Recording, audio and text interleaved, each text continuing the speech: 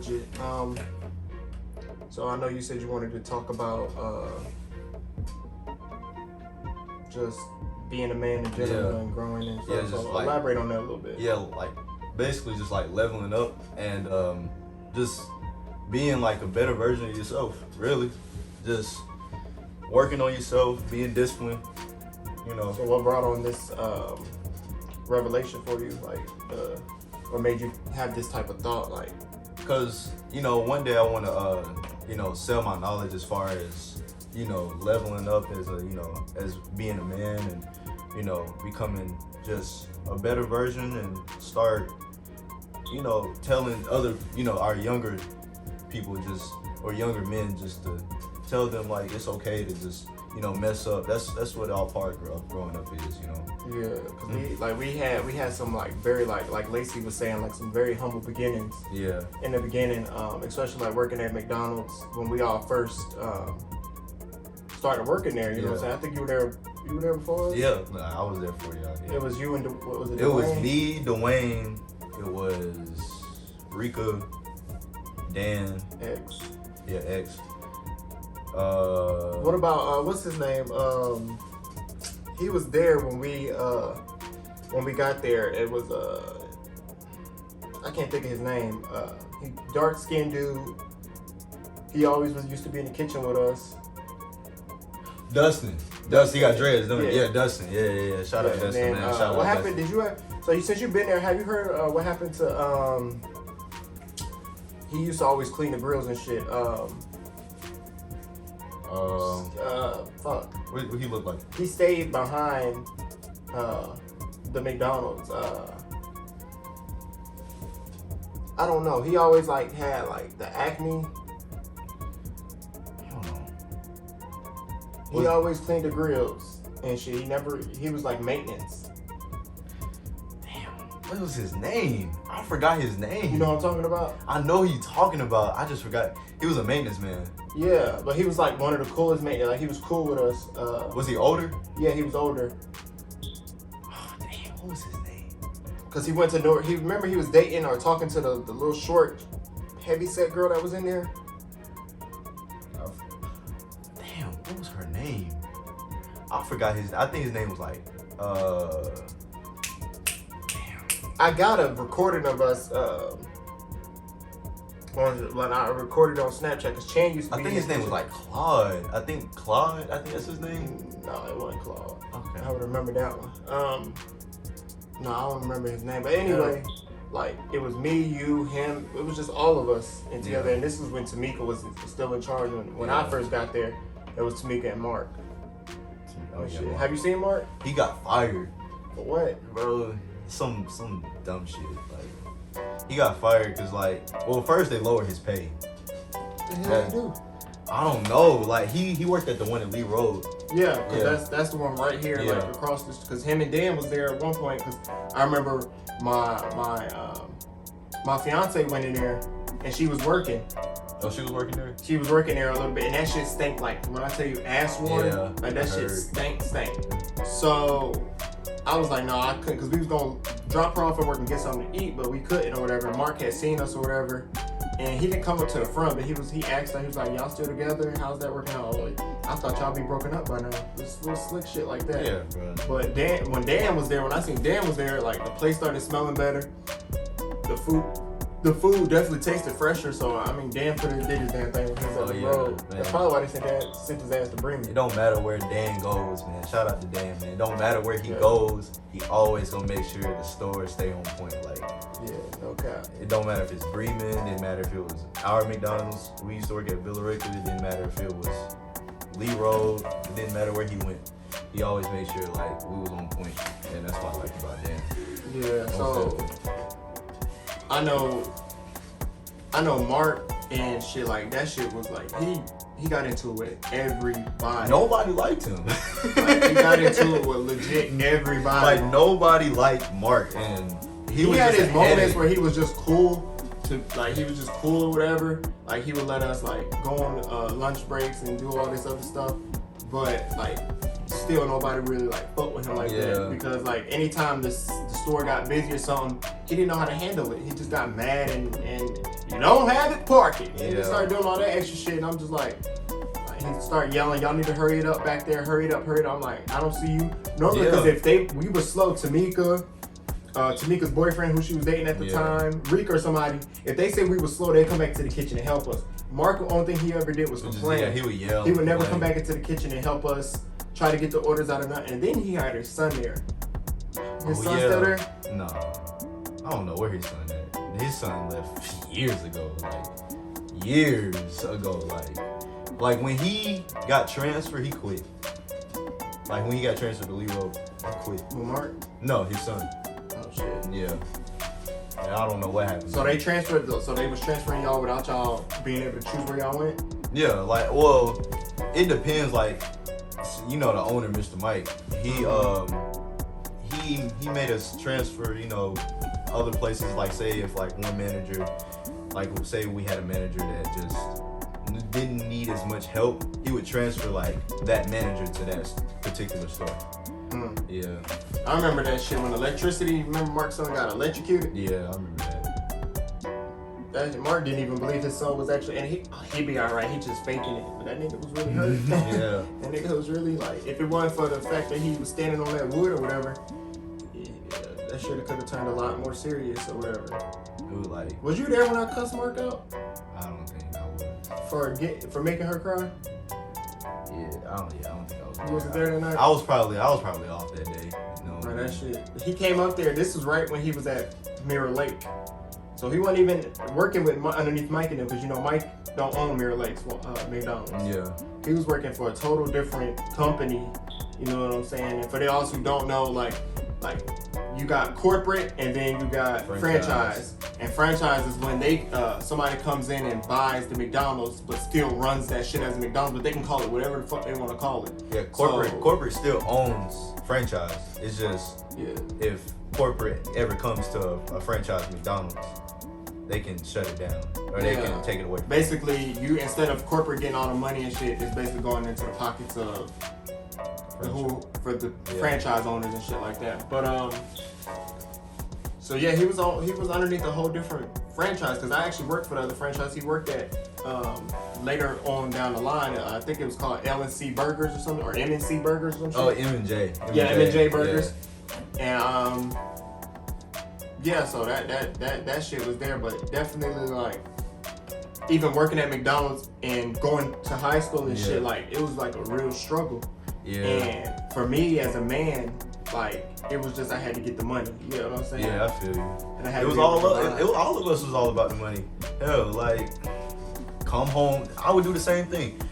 Work 5 to 10. Well, first I would do, of course, go to school, work. Go to school for like 7-8 hours.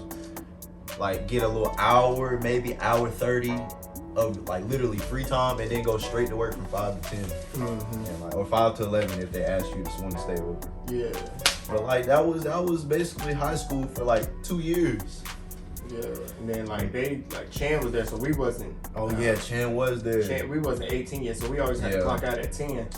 Yeah. And had to go on and go ahead and go home and shit like that. Same thing all over again unless you was off that day or the next day. Yeah, but they really did. We didn't really have set off days. Yeah. The shit was like we had literally the same schedule like every week, and it didn't change. But the off days did change sometimes. Like the off days wouldn't change, but they would call you in on your off days and shit like that. Most times we'd be like, hell no. Hell no. Hell no. Unless we really just wanted to go. Yeah, like we was bored. Shit. Yeah, we was bored out of our mind. Yeah. That to us was like we used that shit like a whole playground, to be honest. Like, yeah, we made our money and did what we had to do, but we also like came in there to chill, eat up the food. Oh yeah, we would sneak food. We had to, had to look both ways for sneaking the food. Yeah. Well, eventually when Mark left, we didn't. We didn't give a fuck. I didn't give a fuck. And they kept talking about the camera situation and shit. I would just look at the camera and be like, oh, well, if they monitoring the camera this damn long while I'm eating, that's on their ass. Yeah, true. Like it depends on what manager worked that day. Like, say if it was like a Chan, he wouldn't care. Like a Chan, shout out to Chan, but he wouldn't care like if we ate, cause like he didn't care about the job either. He was trying to get the fuck on. He had Foot Locker now. Yeah. Man, shout out to Chan, man. I worked there for what? Maybe it probably was a month, but it didn't seem like that because they barely gave me any hours. And then the hours that I did have, like, I didn't have no car when I first started working there. So Chan offered me the job. I was getting ready to head there, and my mom had to take me because my car and shit was not, like, I didn't have it. You know what I'm saying? The shit. Yeah. The car I was supposed to get from my mom was down and shit. So my mom would take me back and forth and shit like that. And the one day her car, like, we had been messing with the alternator. The alternator kept going in and out.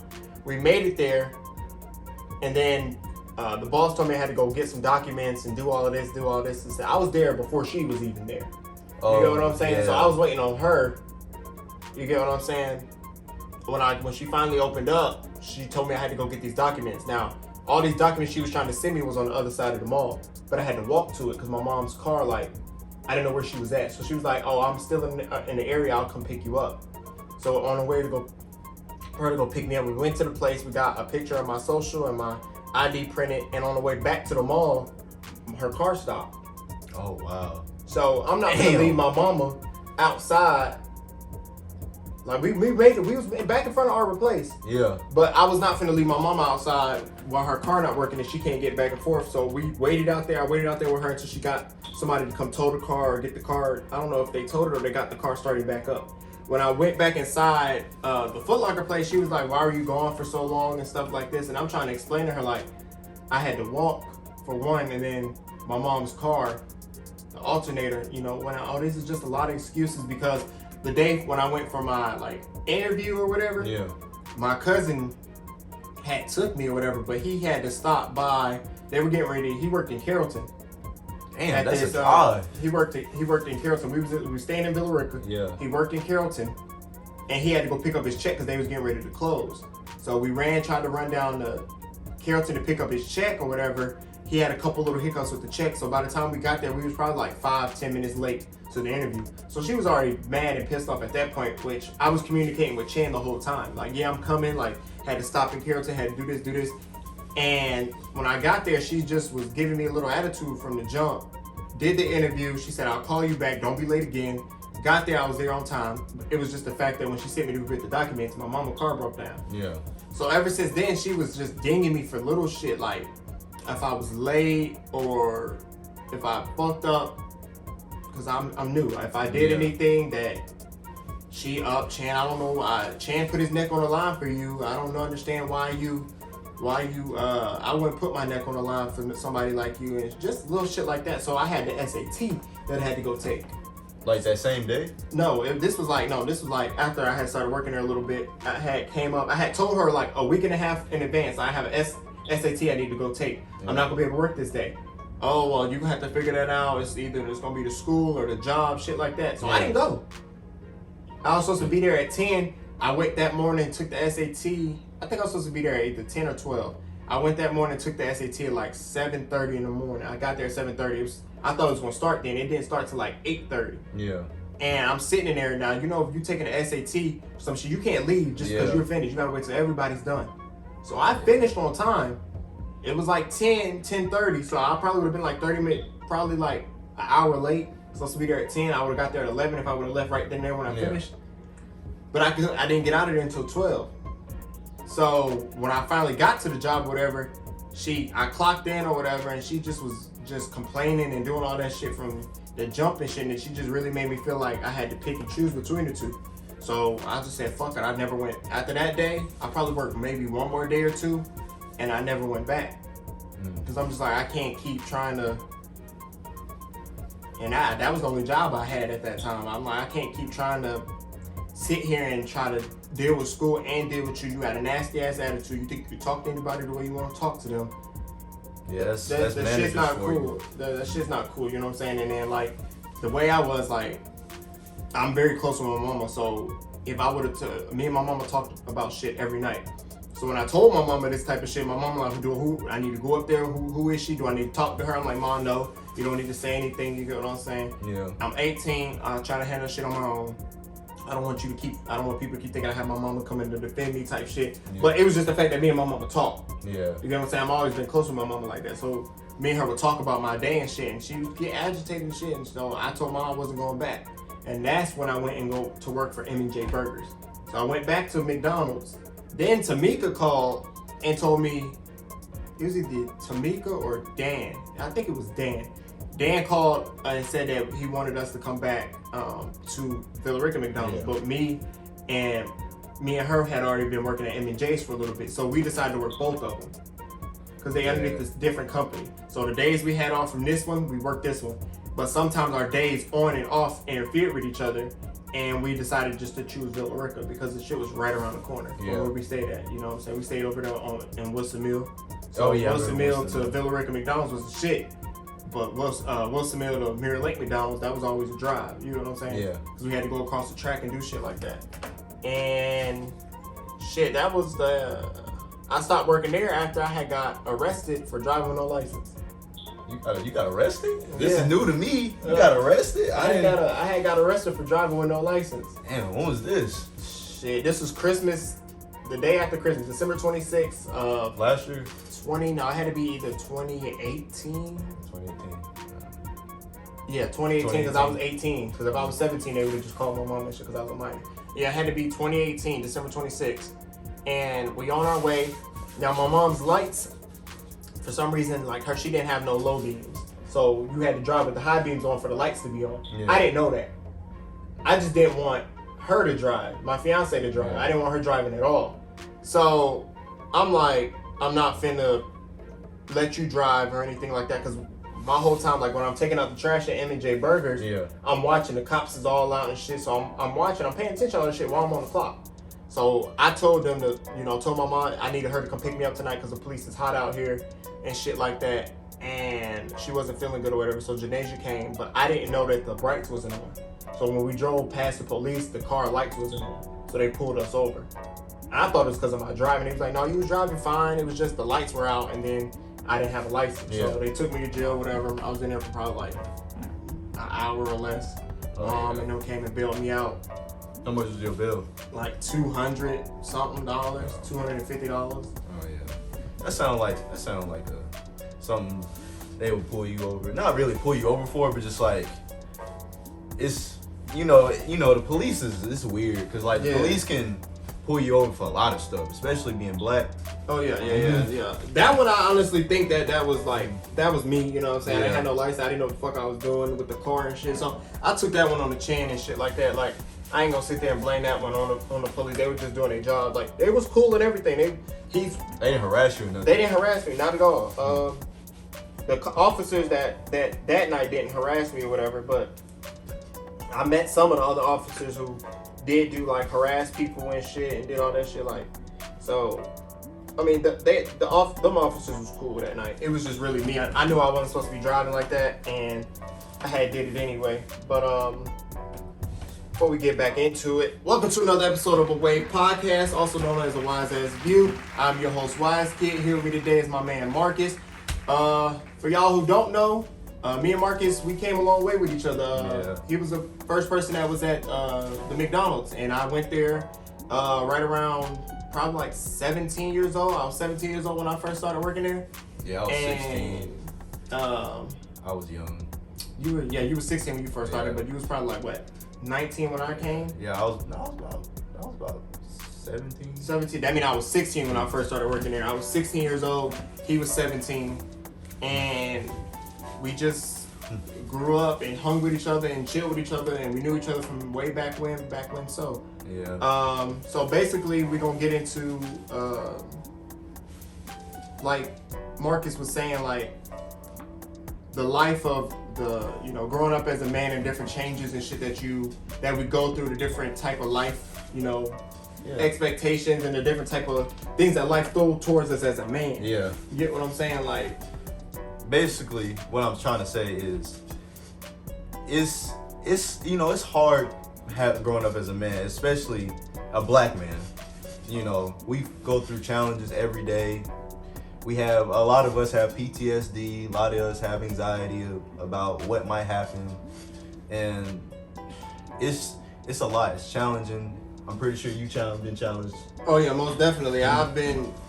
I mean, I know like I know I have anger issues and stuff like that. So, especially working in like corporate America and stuff where everything is like so like you gotta be preppy. It's not for us. You know what I'm saying? It's not for black people. They don't keep black people in mind.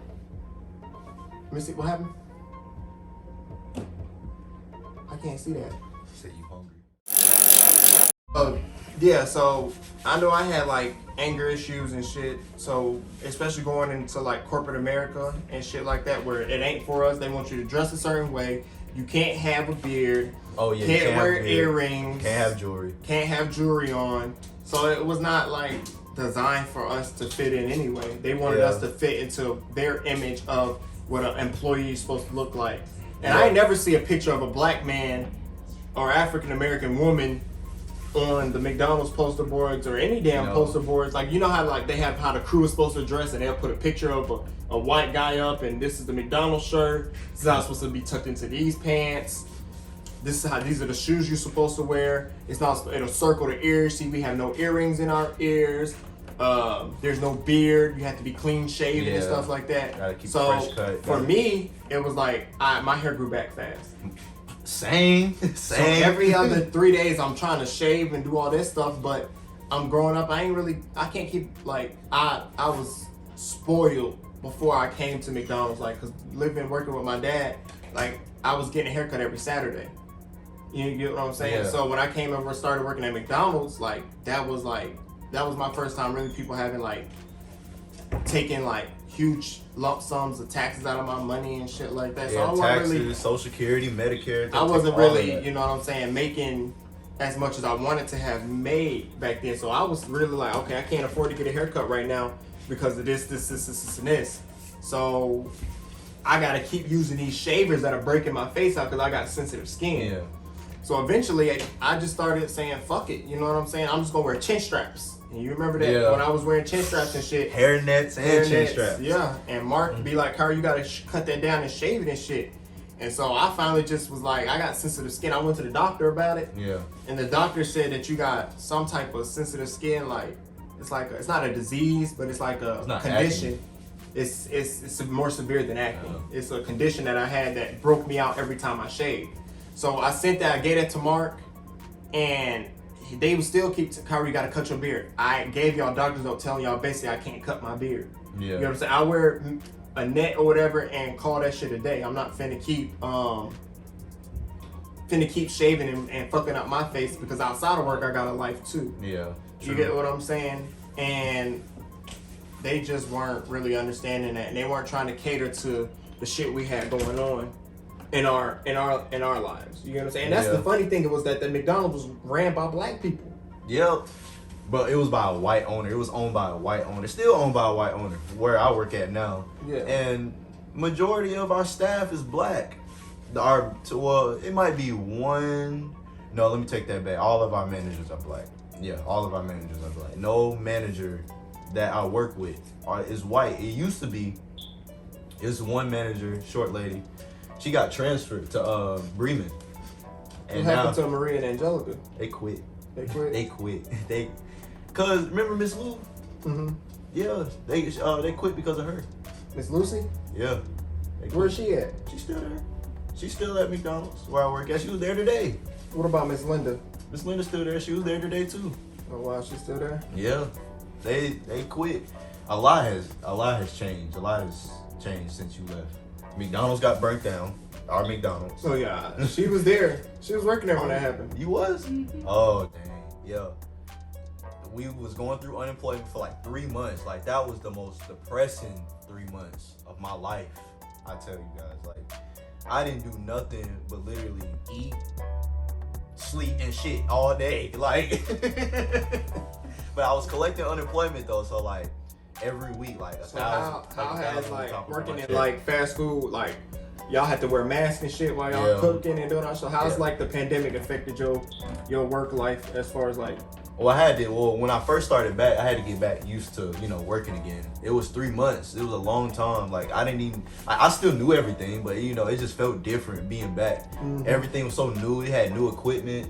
Everything was just new, and I know how to work everything. It was just like, now it's so different. I don't know what to do now. You're not in your rhythm. Yeah, I got to get back into that. So that was before the pandemic, right? Yeah. So what happened? Like, did things change or get weirder for you when the pandemic started? Like, did they shut y'all, like tell y'all, like y'all couldn't come to work or have a certain amount of people in the kitchen, or like, how was that? Like when McDonald's first started back up, like the McDonald's I work at now, it wasn't like that. It was more like, oh, you just come to work whenever you feel like it, because nobody had a schedule to follow by. So everybody was just coming to work how they feel. I was still collecting unemployment because I was working like less than 20 hours a week. So I would just come to work, you know, do my little 5-6 hours, and I would go home, and I would still collect unemployment. But then they gave me a schedule, and then my employment got cut off like completely. I was working like 40 hours after that. At least you was getting 40 hours. A lot of people wasn't getting 40 hours back then. Heck Shit, I know I wasn't. That's why the hell I left. Yeah. That was the hard. I used to run that mother. When you wasn't there, Dwayne wasn't there, or if they couldn't get y'all to come in, me and probably was me and Bree, or me and X, or me and Bro, Bree quit. She quit Wednesday. On God, she quit Wednesday. The hell she quit for? Bro, Mr. Mike, bro, they treated her like shit. On God, they treated her like shit. Dance Bree. Yes, she quit. Dan ain't come up there and say nothing to Ray no hell about it. Nuh-uh. I didn't see it, at least. Oh, it couldn't have been me. Especially if I'm, because Dan and Mike was like the same position, right? Yeah. Oh yeah, Mike would have had, boy. Mm-hmm. Mike would have had heard my mouth. Mike wouldn't have liked me, especially like I probably would have had to got fired then, because I'm like, you're not finna disrespect. That would have been me and her in there, and I'm the manager, she working, and I'm just because I'm not there, you think you're gonna talk to her like that? Like no, you gotta have a certain amount of respect. And another thing and is, I thought like, Mike and Dan was cool. Bro. Okay, with Dan, okay, let me tell you something. Dan, he was there. He came back. Mm-hmm. But he quit the McDonald's we work at now. Right. He quit that McDonald's. Yeah. And like Maria and Angelica was still there. Cause Maria took over, didn't she? When Dan quit? Yeah, Maria did. She was a GM for like a week. Oh, we did. Yeah. But he was there. He sent out. It was a group text. He sent out everybody. He said, "All right, y'all, this is my last day." Yeah, I remember that. And then he quit. He went to Lee Road. That's when he first started Lee Road as a department manager. He wasn't a general manager. He was a department manager, and he was there for a little bit, and then he came back. Yeah, he came back for like a month or two. Cause I remember him and don't let me get her name wrong. The Russian. Oh, I know lady, you're talking about. She was there. She went to Carrollton. I don't know what happened to her. Because that's when Dan was going down there to train in Carrollton for the GM position. And he took, what's her name? I keep thinking Angelica. I can't think of her name. But you know who I'm talking about. Yeah, I know who you're talking about. She was short, right? Yeah, she was short. And she was Russian. Yeah. And they had went to Carrollton or whatever, and then that's when he came back to Villa Rica, worked at Villa Rica, quit, went to Lee Road. Yeah. So then you say he came back after that? Yeah, he came back. I'm just trying to get the timeline. And then he came back, and then he was working for like a month, and then he got transferred to Bremen, and that's where he at now. Because who was in our store that got transferred to Bremen? It was the two girls, the dark skinned Tamisha mama. Oh, you talking about Tiani? Yeah, Tiani's mama. Yeah. She in Bremen. She went to Bremen or whatever. Yeah, she got transferred. She got transferred to Bremen. Then it was what's her name too? The light skinned one. What she look like? She was light skinned, and I think she worked morning shift. Yeah, she worked morning shift. Her name? I think I know who you're talking about. She was at Bremen. I think she went to go be the GM at Bremen actually.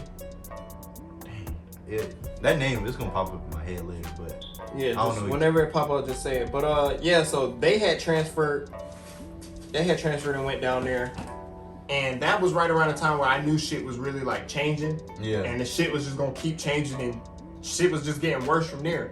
like all the people, the good people that we had in there, went to other restaurants and shit. All the cool managers and all the people that really looked out for us went to the other restaurants. So I already knew that some change. This was right before. Matter of fact, they left before we turned to. We were still corporate when they left. Damn.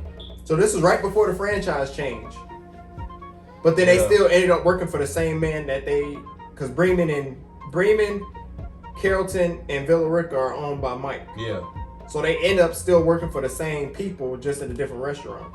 Yeah, bro. So that was the fucked up part for me. I was just like, because they was asking me like every time I went down there, Kyrie, come to Bremen, like we can get you put on here. I just didn't have no reliable ride. Yeah. And my mom was not gonna take mine all the way to Bremen every day. And they was even offering me rides and shit, but I'm just like, nah. I'm just gonna be cool at my restaurant, cool where I'm at, and shit like that. Because anytime I went to Carrollton or some shit, me being the goddamn cook I was in there killing their ass. All the workers would stop working because they see my ass and they're working hard. He got it. No, I'm not coming back because your workers is lazy as fuck. Just because I'm in this kitchen slaving and doing what the hell. We got 200 cheeseburgers getting ready to go out. Bro, I remember, bro. We be having crazy orders at work. And like, buses and shit. Yeah. A bus came by like a few days ago. It was like a group of kids, you know, I guess they was on a field trip or whatnot, and they came to our McDonald's. But still ain't answered. So what like after COVID, how was McDonald's like after COVID had started? Like when they started doing all the regulations and stuff, did y'all get hit with any? Because I was at Walmart when that shit happened. And nothing changed. Well, social distancing, you gotta wear a mask. Well, is it mandatory for y'all to wear a mask? It is. We have to wear masks. And our McDonald's, our lobby got shut down. Okay. And it was just through drive-through. Yeah. Have y'all opened the lobby back up? Yeah, it's open back up now. But it was through drive-through for like 3 months, something like that. Yeah, through drive-through, and then that was it. And it was still busy. Like nothing's changed. Feel like nothing changed. The only difference is that people were just coming through the drive-through. So y'all didn't have to have like a certain number of people in the kitchen or anything. No, nothing like that. It didn't matter about that. We didn't care about that. As long as you wasn't sick. Like we didn't care. Y'all just did temperature checks and shit? We did. We had to do our temperature check before we had to clock in. So if it was over, we couldn't clock in. We had to go home. So is there like, did you get sick during the pandemic? I did. I got sick like a month ago. And it was COVID or you just got sick? I just got sick. It wasn't COVID. I had to take a COVID test though. So they told me I had to take a COVID test. Before you could come back? Yeah. And like I was sick, like I felt nauseous. I was weak. I couldn't I was in bed. How long was you out for? Like 2 weeks. I was out. But you just took the whole 2-week COVID leave? Yeah. But you didn't have COVID? Yeah. I was sick. I was weak. Like I couldn't get out of bed. Somebody had to help me get up out of bed, take a shower, like eat, all of that. Yeah. And it was terrible. I that was the worst. That was the worst. Did you lose anybody due to COVID or anything like that? Like deaths? Yeah. No, not that I know of. But my grandmother right now, she has COVID. Yeah. She's fighting through it though. She just texted me yesterday. Pray about it, you know what I'm saying? Yeah. Tell her I'm sending her some prayers, you know what I'm saying? Yeah. That shit's hard on anybody, you get what I'm saying? Especially like, I know for like me being the man that I am, like, it's like you being the captain of the ship. Like if you go down, yeah.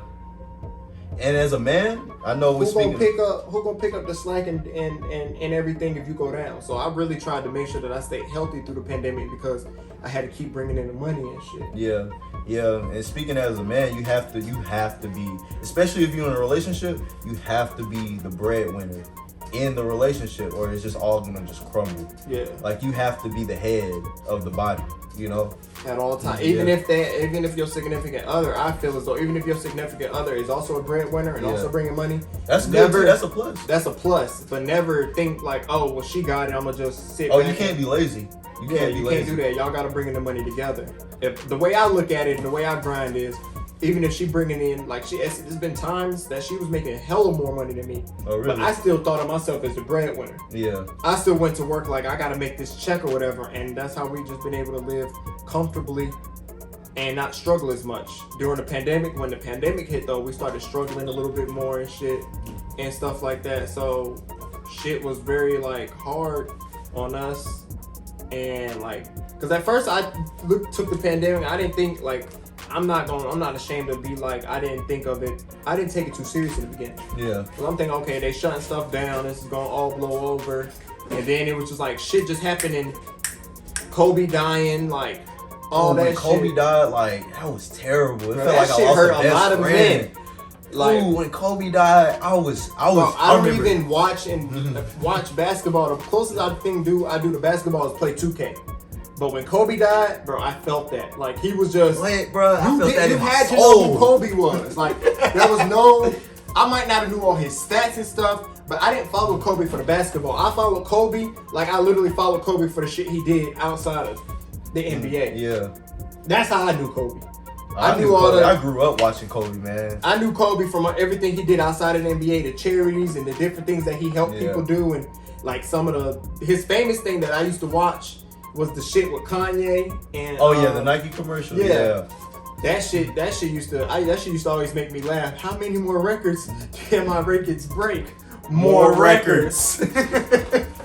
So that shit always like that was my shit, you know what I'm saying? Then Drake like did the song at the Nike Stadium and shit like that with him and Lil Durk. Yeah. So you talking about Laugh Now Cry Later? Yeah. That shit was. Yeah, man. Bro, when Kobe died, I remember when Kobe died, I was just getting off work, and my brother texted me. He was like, "You know, Kobe died." I said, "You lying? You cap." He was like, "Bro, look." He was like, "Look it up." I go on his Instagram. That's all I see on my timeline. Rest in peace, Kobe. Rest in peace, Kobe. I'm like, no. I was like, oh my. Bro, like I was staying with my dad at the time, and we was just all looking like, bro, like what the fuck? We all like my dad would call us down to his room and shit. So we went in his room. We all sitting on the bed. I'm telling you, we all looking at the TV, and we just shit. What the fuck? Airplane crash. He was with his. Then when I heard he with his daughter, I'm like, oh shit. Like, I hope she's okay. Like, I hope she didn't, because the CNN was not telling us. Like, the only thing they kept saying is people died. They didn't release the names. At first, it was like we didn't know if Kobe was confirmed dead or not. It was just speculation. Then they didn't know if his daughter had died and shit. So it was really like I'm just sitting there glued to the TV, like, y'all gotta come on and tell me something. Commercial, come on, bro. Bro, I don't want to see this shit right now. Like, we flipping through, seeing them other news channels are on still. Every one of them motherfuckers was on goddamn commercial. We just like, okay, we're gonna wait for CNN. So we sitting there, we like, bruh. So we Instagram like how you was. That's all I see on my timeline. Instagram, looking for updates. I'm going to goddamn Kobe's wife Instagram page. I'm going to goddamn CNN on Instagram. Following Twitter, seeing what everybody talking about, trying to see if there's other rappers and NBA players in the community that might have more information than the news do right now, because there's a lot of people that was close to his family. So I'm thinking like, then they tried to make it seem like the wife didn't even know when the shit happened. You know what I'm saying? Yeah. So I'm like, does she know about it? Is she finding out just how we finding out, or like, because did it come on as breaking news? Yeah, it was. So she was probably finding out just when we found out. Yeah, but then when they confirmed that him and Gianna had died, I'm just like. Ooh, like it hit me like the daughter. I think it was more so the daughter dying with him that really hurt me, because it was like, damn, like that was his daughter, like and she was like still. She was young. Like, she was still a kid, and she was doing so many great things and shit. She was playing ball too. She was playing basketball before she died too. Like that's crazy. We lost a lot of good people. Like, I don't know if you follow, like me, I've always been a Disney Channel guy or Disney Channel kid. So Cameron Boyce. Oh yeah, I remember him dying. Man, that shit really rocked me to my core. Like him dying and shit. He died from having a seizure in his sleep, and I just felt like that was like when I honestly started like. Now I think that happened before the pandemic had even started, but that's when I knew that this world was taking a turn for the worse. And like everybody just started dropping. We just lost Juice WRLD. Juice WRLD, Granddaddy. Yeah. From the Boondocks. Yeah. You talking about John Witherspoon? Yes. Yeah. We lost him. We lost Pop Smoke. We lost Vaughn, King Vaughn. That was every time I come to the kitchen, you in the kitchen. Yeah. And then goddamn, bro, like that. That is such an iconic. But think about it. Debo, remember Debo? Yeah, he Debo died too. Everybody in Friday out there kicking rocks and shit. Yeah, I was like, oh snap, bro. I was like, man, especially this new reboot that was talking about next year. Who gonna play as Granddad? Like, also I'm thinking like, who gonna play Granddad? Like, yeah, because they already said DC on Fly was probably gonna play Chris Tucker. Oh really? Yeah, because I don't think Chris Tucker wanted to come back and do it. I think Mike Epps was on board. Mike Epps. I don't know. You might have to fact check that for me. You just got me. I just say you just gotta leave classics alone, man. Just leave the classics alone. Yeah, a lot of people want to see a lot of Rush Hour and shit. So, I wouldn't mind another Rush Hour though. As a man, what were some movies like? Since we're talking about elevating as a man and shit in life, what were some of the movies that really like because a lot of people it's like either music or it's like movies. Like, what was my inspiration? Yeah, like like what movies inspired you and made you feel like, you know what I'm saying, like I'm a man. Like a lot of movies that do that for especially people in our community. I have a list. I got Talk Your Shit. Pursuit of Happiness with Will Smith. That one. What was that for you? Like, you can't just name it now. You got to go into detail. Okay. You got to go into detail. With Pursuit of Happiness, it literally taught me you just have to struggle. You have to struggle in order to get what you want out of life. That's what Pursuit of Happiness came along. And then you got what's some more movies? Friday. Yeah, that was a big thing in our community, especially as Black people. That shit really Friday it was just overall just a funny movie. It was a funny movie, but it also taught you that even if you have a start to a bad start to a day, you can always make that day end on a positive note. Yeah. You get what I'm saying? It gave us hope. Like in our community, like our day might have started out shitty. I might have got fired on my day off. That shit crazy. Who gets fired on their day? I might have got into it with the neighborhood bully. But at the end of the day, I'm gonna walk away with this fine ass girl. Like it just gave us hope that not every start of a bad day has to end that way. You get what I'm saying? And that's what the message from Friday was for me. It was comedy, but it gave us a message. So what's another movie for you? Another movie. I keep going. What's some more movies? Oh shit. That's all I can really name right now. Rush Hour for me because that movie really, yeah. You should give me some detail on Rush Hour. I mean, for me, Rush Hour was like, it also because in that time, a lot of people used to say blood is supposed to be thicker than water. Yeah. And that time when I was growing up, I didn't feel like blood was always thicker than water. Yeah. I always felt like I had a friend or somebody that I met and we became like cool. And that's what, you know what I'm saying? Shout out to Quan.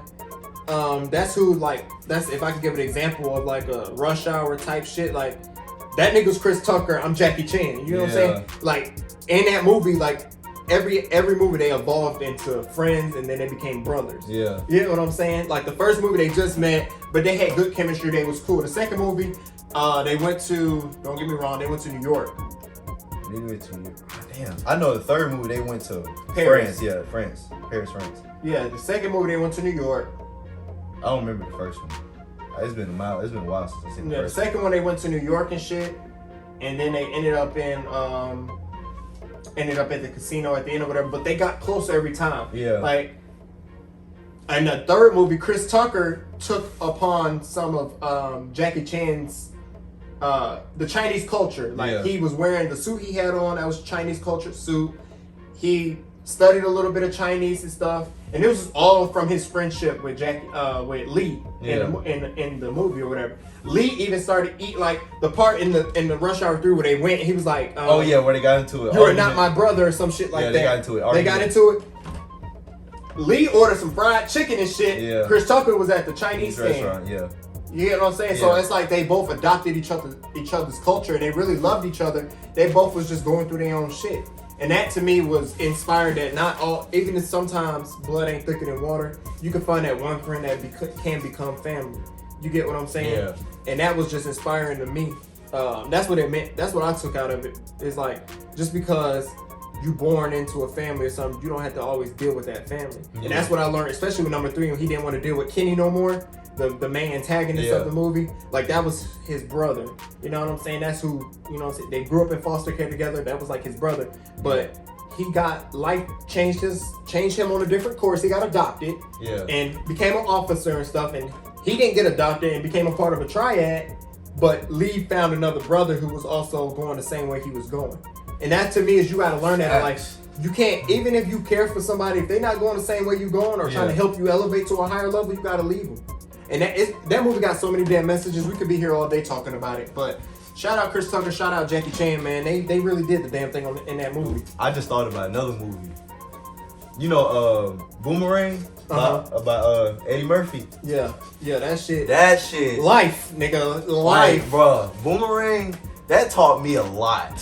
Boomerang taught me. It's crazy because Eddie Murphy's name was Marcus in the movie. That's crazy. So you felt like it was talking to you. Yeah, like, okay. Talk your shit. Eddie Murphy. Okay, in the movie Boomerang, it just taught me that, like, you can't play around with love. Like, you can't play around with it. Like, you gotta choose one party. Because in the movie, Eddie Murphy, Marcus, he had the lady. Yeah, he had all the girls. He was a Mac. Shit. But he found that one. He was like, Holly Berry. He found her, and he was like, man, I can't be doing this shit no more, man. I gotta settle down, like, and like that taught me, like, okay, you can't play with these women's heart, because as a man, you can't play with a woman's heart. Yeah, because that shit gonna come back and bite you in the ass. Yeah, it's gonna bite you in the fucking ass. But yeah, he was done. Like, he was out one night. He didn't come back home. They was in a relationship. Not necessarily in a relationship. It was more like a friends with benefits type of thing. And then Halle Berry got mad the next day, and she was like, "Love should have brought your ass home last night." And I was like, damn. She slapped the shit out of him and everything. I was like, damn. And it just taught me, like, bro, just if you got a solid woman by your side, bro, just keep her, man. Because everything out there that look good ain't good for you, man. I'm trying to tell you. I'm trying to tell you.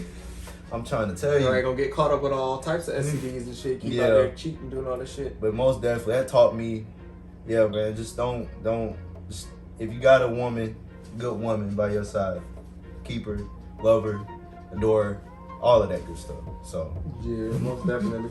But for me, another Eddie Murphy movie for me was Life. Life? With Martin Lawrence? Martin Lawrence and Bernie Mac? Yeah, Bernie Mac. Rest in peace, Bernie Mac. Rest in peace, yeah. Shout out to him, bro. We got to get that man a moment of silence real quick. All right, man. You know. Oh, okay. All right. But yeah, so that movie, like, that shit was hilarious, man. Jing-a-lang, jing-a-lang, jing-a-lang, jing-a-lang. I'm the baby pappy. Like, it just, like...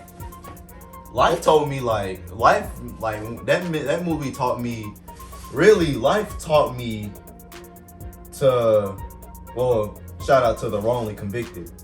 Shout out to the wrongly convicted, man. But life taught me that it don't matter. Same thing with Rush Hour, what you said, blood thicker than water. They did not like each other for years. At all, man, at all. They hated each other. When they first got locked up, they hated each other. Okay, so that's a lot of people who, we're going to get this debate going. Whose fault do you think it was that they got locked up? Do you think it was Eddie Murphy's fault? Or do you think it was Martin Lawrence's fault? Eddie Murphy, for sure. And why do you say Eddie Murphy?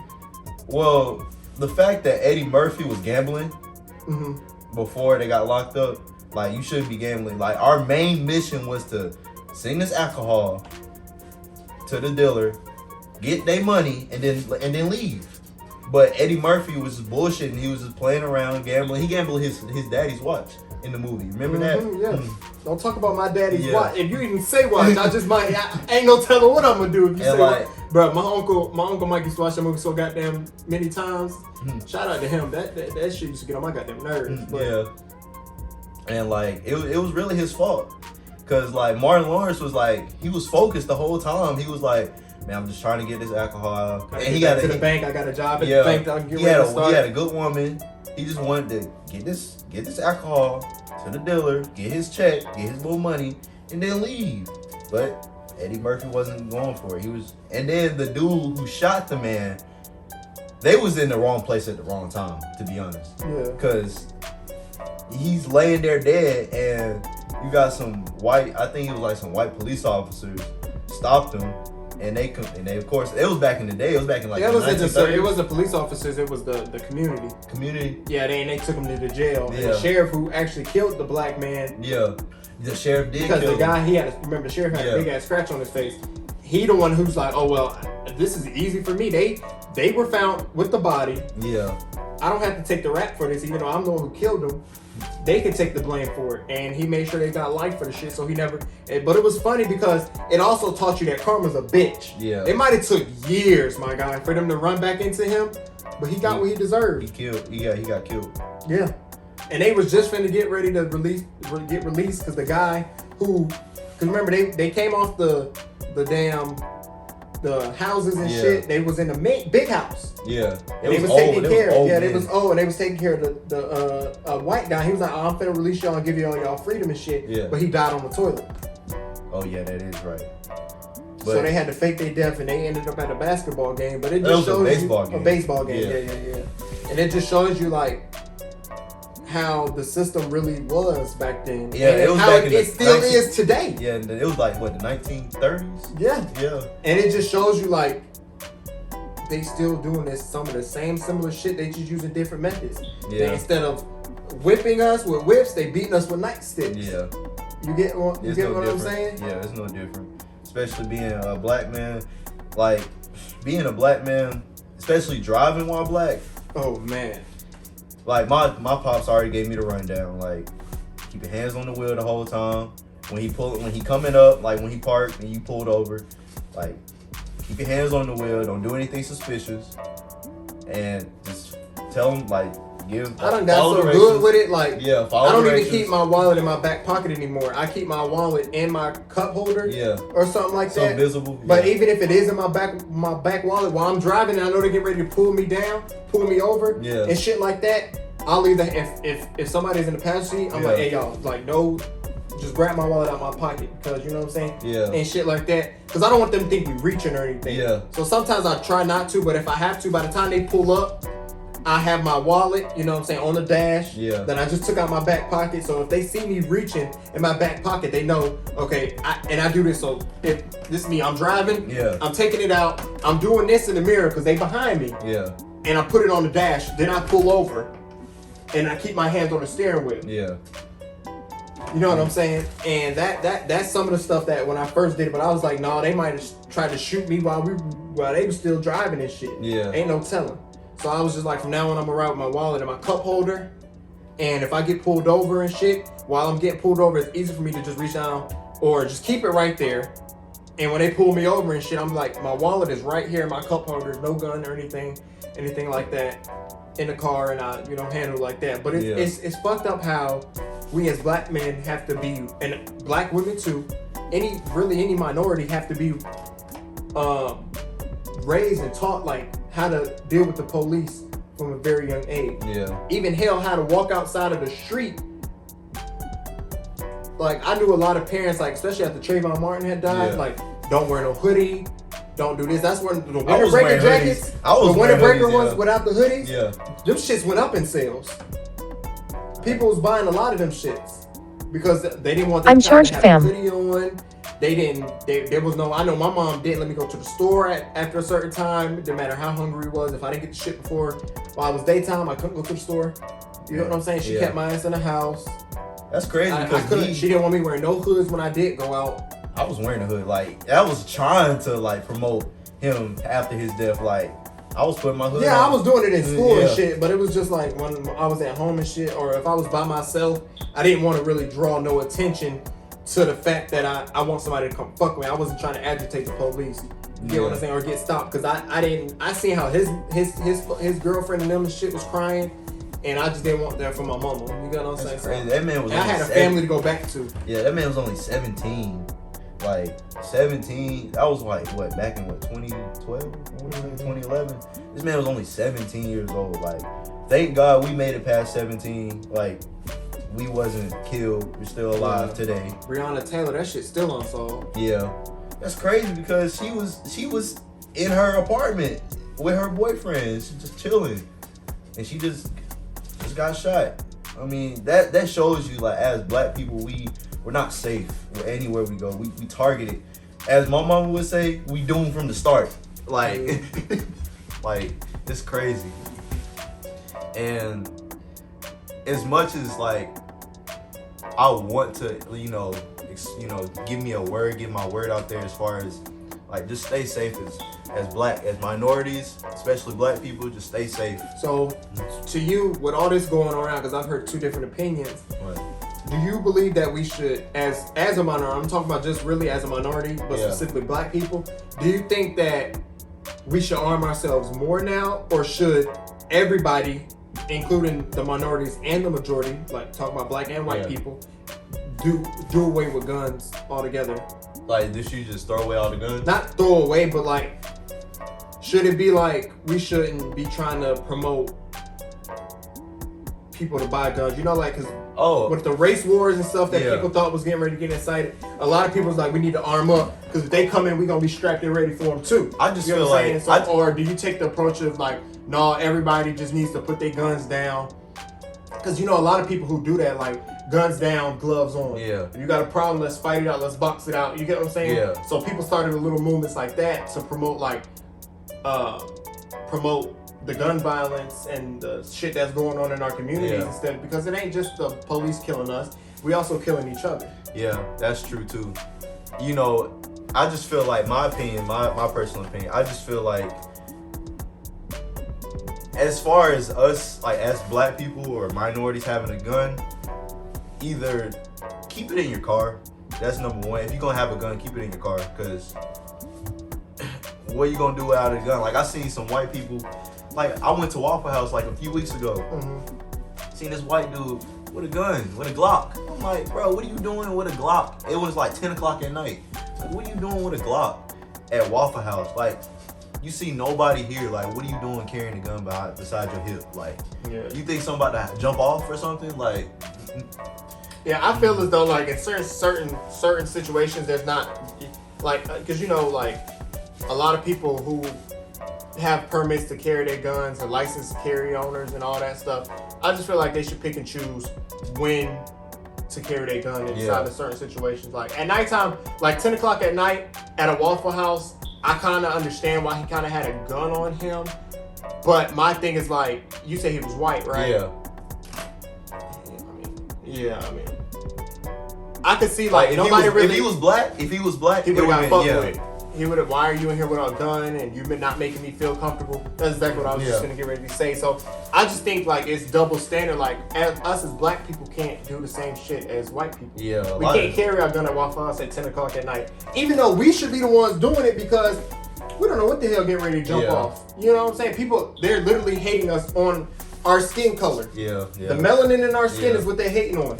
So we have every reason to want to arm ourselves to do all of that shit. But I just feel as though, like, police should take, what the hell is the point of a damn taser? Yeah. If you got a taser on you got a taser, you got a gun, you got a nightstick. Why the hell is you the gun? armed? Like, you armed. Why is the gun the first thing you reach for? And then my thing is, like, they killing unarmed black men, but not killing armed white people. Yeah, that's true too. Like, they arresting them and taking them to the fucking Burger King and shit before they lock them up. Yeah, bro. And he just killed 6 people. You talking about Dylan Roof, right? Yeah. Or they playing the fucking I'm mentally ill card. Yeah. We don't get to play that card. Yeah, of course we don't. They literally, with that situation in particular, there was nothing wrong with him. They literally, when that shit happened, they found wrote up a couple papers and saying that he had mental problems 2 months prior before he did all the killing and shit. Yeah. That's crazy. And, like, Dylan Roof, like, he, like, literally bashed into a church and just started spraying, like, for no odd reason, because he was a racist. Like, he was a white supremacist. But when Childish Gambino made that song, This Is America and shit, everybody, I knew a lot of people in our community to support it, but a lot of people, white people and shit, why are you, like, if I had played the shit in my car and shit like that, and people outside who could hear the music through my car or some shit, why you playing that? Turn that off. That's offensive. No, this is America. Like, especially people who rep the American flag. So, like, outside of my house is a Puerto Rican flag. You know what I'm saying? So, because this is America, but the America ain't doing shit for me. Yeah, bro, we don't benefit as black. We're not benefiting off of this shit. We don't benefit from it. But when we try to protest positively by taking a knee Yeah. We getting fired from our jobs. We not able to be in the NFL because we taking a knee. We're not able to walk around and say I can't breathe and hold signs. Peaceful protesting. We're getting shot. We're either getting shot with real guns. Yeah. The fake bullets, or what the hell you call them? Rubber bullets. Yeah. So, or we getting fired from jobs that we grinded our asses here to get. Yeah, bro. Or we getting beat with nightsticks. There's a lot of shit. All those, most of those, and then this is shit that I hate about the news. So take the news for example. The news shows the burning, us burn, or the shit. But I ain't gonna say us because we didn't start that shit. The looting and all that shit. Yeah. That was white people. Oh yeah. Doing it on our behalf. Black people went out there rioting, and they did it afterwards. Yeah. After they seen the white people already doing it. Shit, what the? Let me get in here. That's crazy. Let me get a pair of goddamn shoes and shit. But the media wants to dictate it as we're not having peaceful protests because we out there looting when we're not the ones starting it. Then the government is paying white people to come out there and fuck up shit in our name. That way they can pin the fucking fuck. The shit just left my. They can pin the story or pin the narrative. That's what I'm looking for. They can pin the narrative on black people are causing all this ruckus over this shooting and stuff. No, we were peaceful protesting. White people that y'all sent out here, and even some that did it on their own free will, started this rioting and shit. Yeah, and that's another thing. It's just like, why are more white people protesting than black people when it's our... Hey, take a bigger single. Go Tink. But yeah, it's more white people protesting on a Black Lives Matter movement. Mm-hmm. You know what I'm saying? Yeah. Why are more white people protesting when it's our issue, it's our problem, it's, you know, it's something we got to deal with. Right. It's not their problem, it's not their battle. Why are they out there protesting? It should be and they protesting, I agree with that statement half, because I mean, if they out there protesting on our behalf, that's cool. That's cool. That's cool. Like, but why are you out here rioting and doing other shit that's going to make us paint us in a worse and a badder picture? Yeah. Like, why are you out here doing harm to us on top of the harm that they've already done to us? Yeah. Keep your ass in the house if you're gonna come out here with the bullshit. Yeah. You get what I'm saying? But I also feel like the government shouldn't be mad at people protesting and destroying shit. Y'all put materialistic things over somebody's life. Yeah. All this shit could stop if you arrest and press and charge the officers that's doing the bullshit. All this could easily stop. Y'all wait months and months and months for rioting, protesting, fights and all this shit to break out, where we gotta damn near put the government in a state of emergency before y'all say, okay, well, we arrested them, they're gonna be facing charges, doing this is, and half the time, the reason why we're rioting and shit is because y'all don't press charges. Y'all say, oh, they gonna walk away free, we're not gonna press no charges on them, they get to walk away, the jury finds them not guilty, this, and that, and it's like a jury of whose peers? Yeah, facts. True. A jury, you can't ask the jury or people to come up to the jury, because when they do jury selection, they try to make sure you're unbiased. So the only way y'all can find unbiased people was to make sure that you trying to find people who don't know what's going on with the situation. Everybody knows what's going on with the situation. Everybody's going to formulate some type of an opinion about it. So why are you having our peers prosecute officers and all the peers that are prosecuting him agree with him? I didn't see a lot of us up there on that jury stand. Yeah. I agree. And if it was, they were Uncle Tom's. Yeah, there's a lot of Uncle Toms that's not part of our community. Uncle Ruckuses. Yeah, them too. They for the white folks. They for the white man. That's just that's what they do. They don't give a fuck about none of the shit. They sell themselves to try to a do guy a who don't life. even give a fuck about you. That shit crazy. That shit's weird. That shit's suspect. like Ice Cube, you say you getting fucked out, fucked with no Vaseline. Yeah. That's basically what they doing. You let a white man fuck you with no Vaseline. Yeah, basically. That shit crazy. And the sad part is about all of this is as us black people, we have to what I'm trying to say. We have to hate racism more than we hate ourselves. Because if we don't do that, nothing's gonna change. Yeah.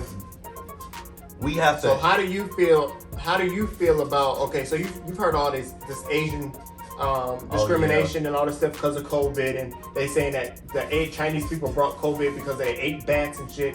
So it's a lot of like stereotypes starting to form, and it's a lot of prejudice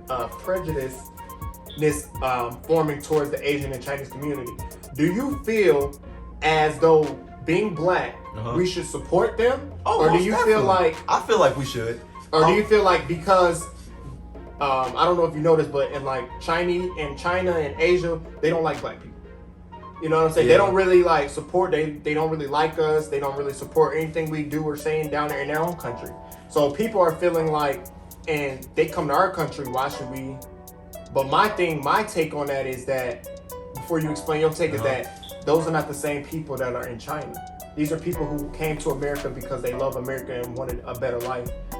They don't think of us the same way people think of us over there in China. Yeah, when immigrants come to America, they're given to taught to hate us as us African Americans. Like they are taught to, okay, here goes your green card, and here goes your paper saying, sign or whatever if you get arrested. But they don't tell you okay, you have to stay away from black people because black people are violent and all that. They tell them that before coming into this country. And not even just Chinese or Asian people, it's Africans too, Hispanic people, Indians. They're taught to hate us black people when it comes to America.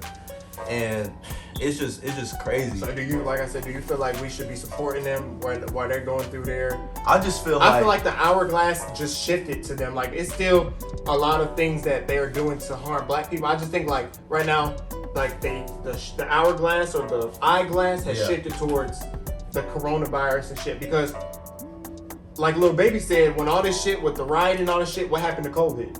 Yeah. So now that all that stuff is not saying it's dying down or anything like that, because the shit's still very much, it's just now people have something else to talk about. Yeah. Which is all this shit that's going on with COVID and all these, like, because when all of this the rioting and killings and stuff was going on, people weren't worried about COVID.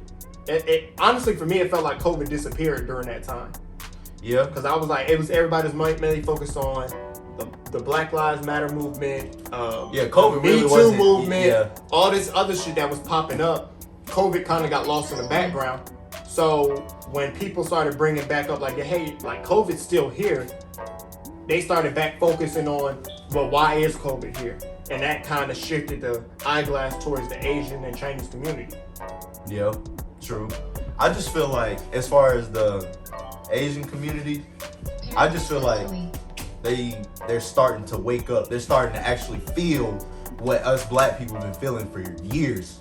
Like centuries. Yeah. Okay, yeah. Getting shot for no reason. Here in Atlanta too.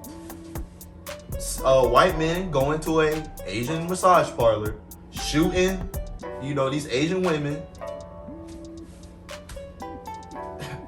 for no reason. And blaming it on a sex condition. And it be white males. He said the reason why he did it was because it was stopping him from changing in his ways. Yeah. He had a sex addiction, and going in the massage parlors and shit was stopping him from changing or trying to control his sex addiction. That's why he went in there and shot those folks up. But that brings you back to these damn gun laws. Do you feel like people should be more strict, or the government should be more strict on these gun registration laws and stuff like that? Or do you think like people should have to take a psyche vow before they buy a gun?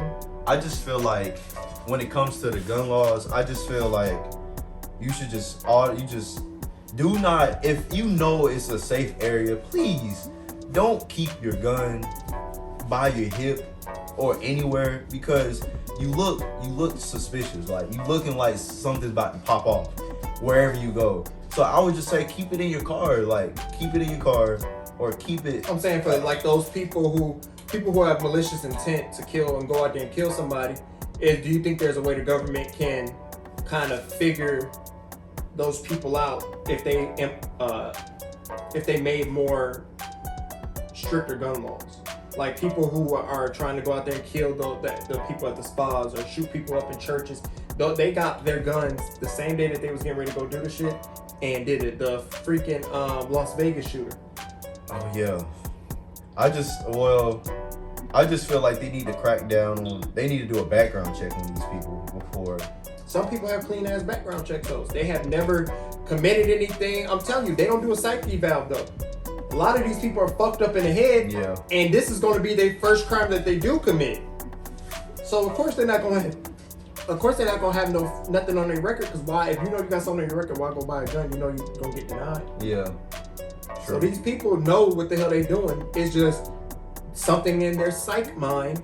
I honestly feel like people should just have to take a psych eval, even if you got your license already, every couple something years. Like, same thing I feel like with driving. Certain people need to go retake their goddamn driving test because some people just don't know how to fucking drive.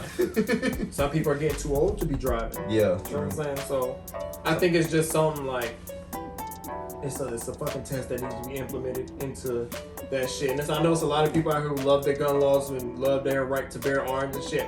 Not trying to say no, don't bear your arms and shit like that. I'm just saying there's something that the government or we as a people could do to make it safer for those people who aren't carrying guns or not that strong with their Second Amendment, or even those people who are carrying who love their Second Amendment. This is putting y'all in a negative light because y'all love y'all Second Amendment, but dumbasses out here doing shit like this is the reason why the Second Amendment and all that shit is coming into question. Yeah. Because the Second Amendment is for as quote unquote, the non-psychic person to keep a gun by them. And you should just be safe. Just be safe. If you see somebody with a gun, I feel like why the hell are we out here trying to go out here and fight these third world country wars? Yeah, when it's a when war right here. When we having a war with ourselves in America. Yeah, it's a war right here in America right now. As we speak, it's a war against really white supremacists against minorities. Really, to be honest with you. It's gonna be, I'm telling you, if shit don't change, it's gonna be a motherfucking race riot. This is not towards all white people. All white people, some white people are actually good. Like, oh yeah, they're good people. Yeah, I don't even try to explain that and shit because they know who they are. Like, people should know that we're not talking about all white people and that we don't like all white people because there is some good white people out there. You get what I'm saying? Yeah. And there's some bad black people out there. You get what I'm saying? So it's on both sides, but we just talking about the motherfuckers who know they wrong, who know they white supremacists. Who know their privilege. And white privilege is a motherfucker. What? Man, what? What's your definition of white privilege? White privilege, doing what the fuck you want to do without getting punished. That's what white privilege is, in my opinion. Doing shit that might be suspicious or might be wrong and still being able to get, like, they could be speeding out the ass. They can be doing 100 and a 50. They just gonna think, oh, you speeding, but to let a black person, who are you running from? Who's chasing you? What do you got going on? What is in your trunk? What are you trying to get to X, Y, and Z? Why are you speeding so fast? Is there any weed or cocaine in your car and you're trying to get it to your dealer? Yeah. Like, all those stereotypical questions easily pop up when they see us. But the cops really they've been checking themselves now when they pull a black person over now. Oh yeah, because you can't pull a black person over now that this movie without a motherfucking camera. Somebody recording this shit.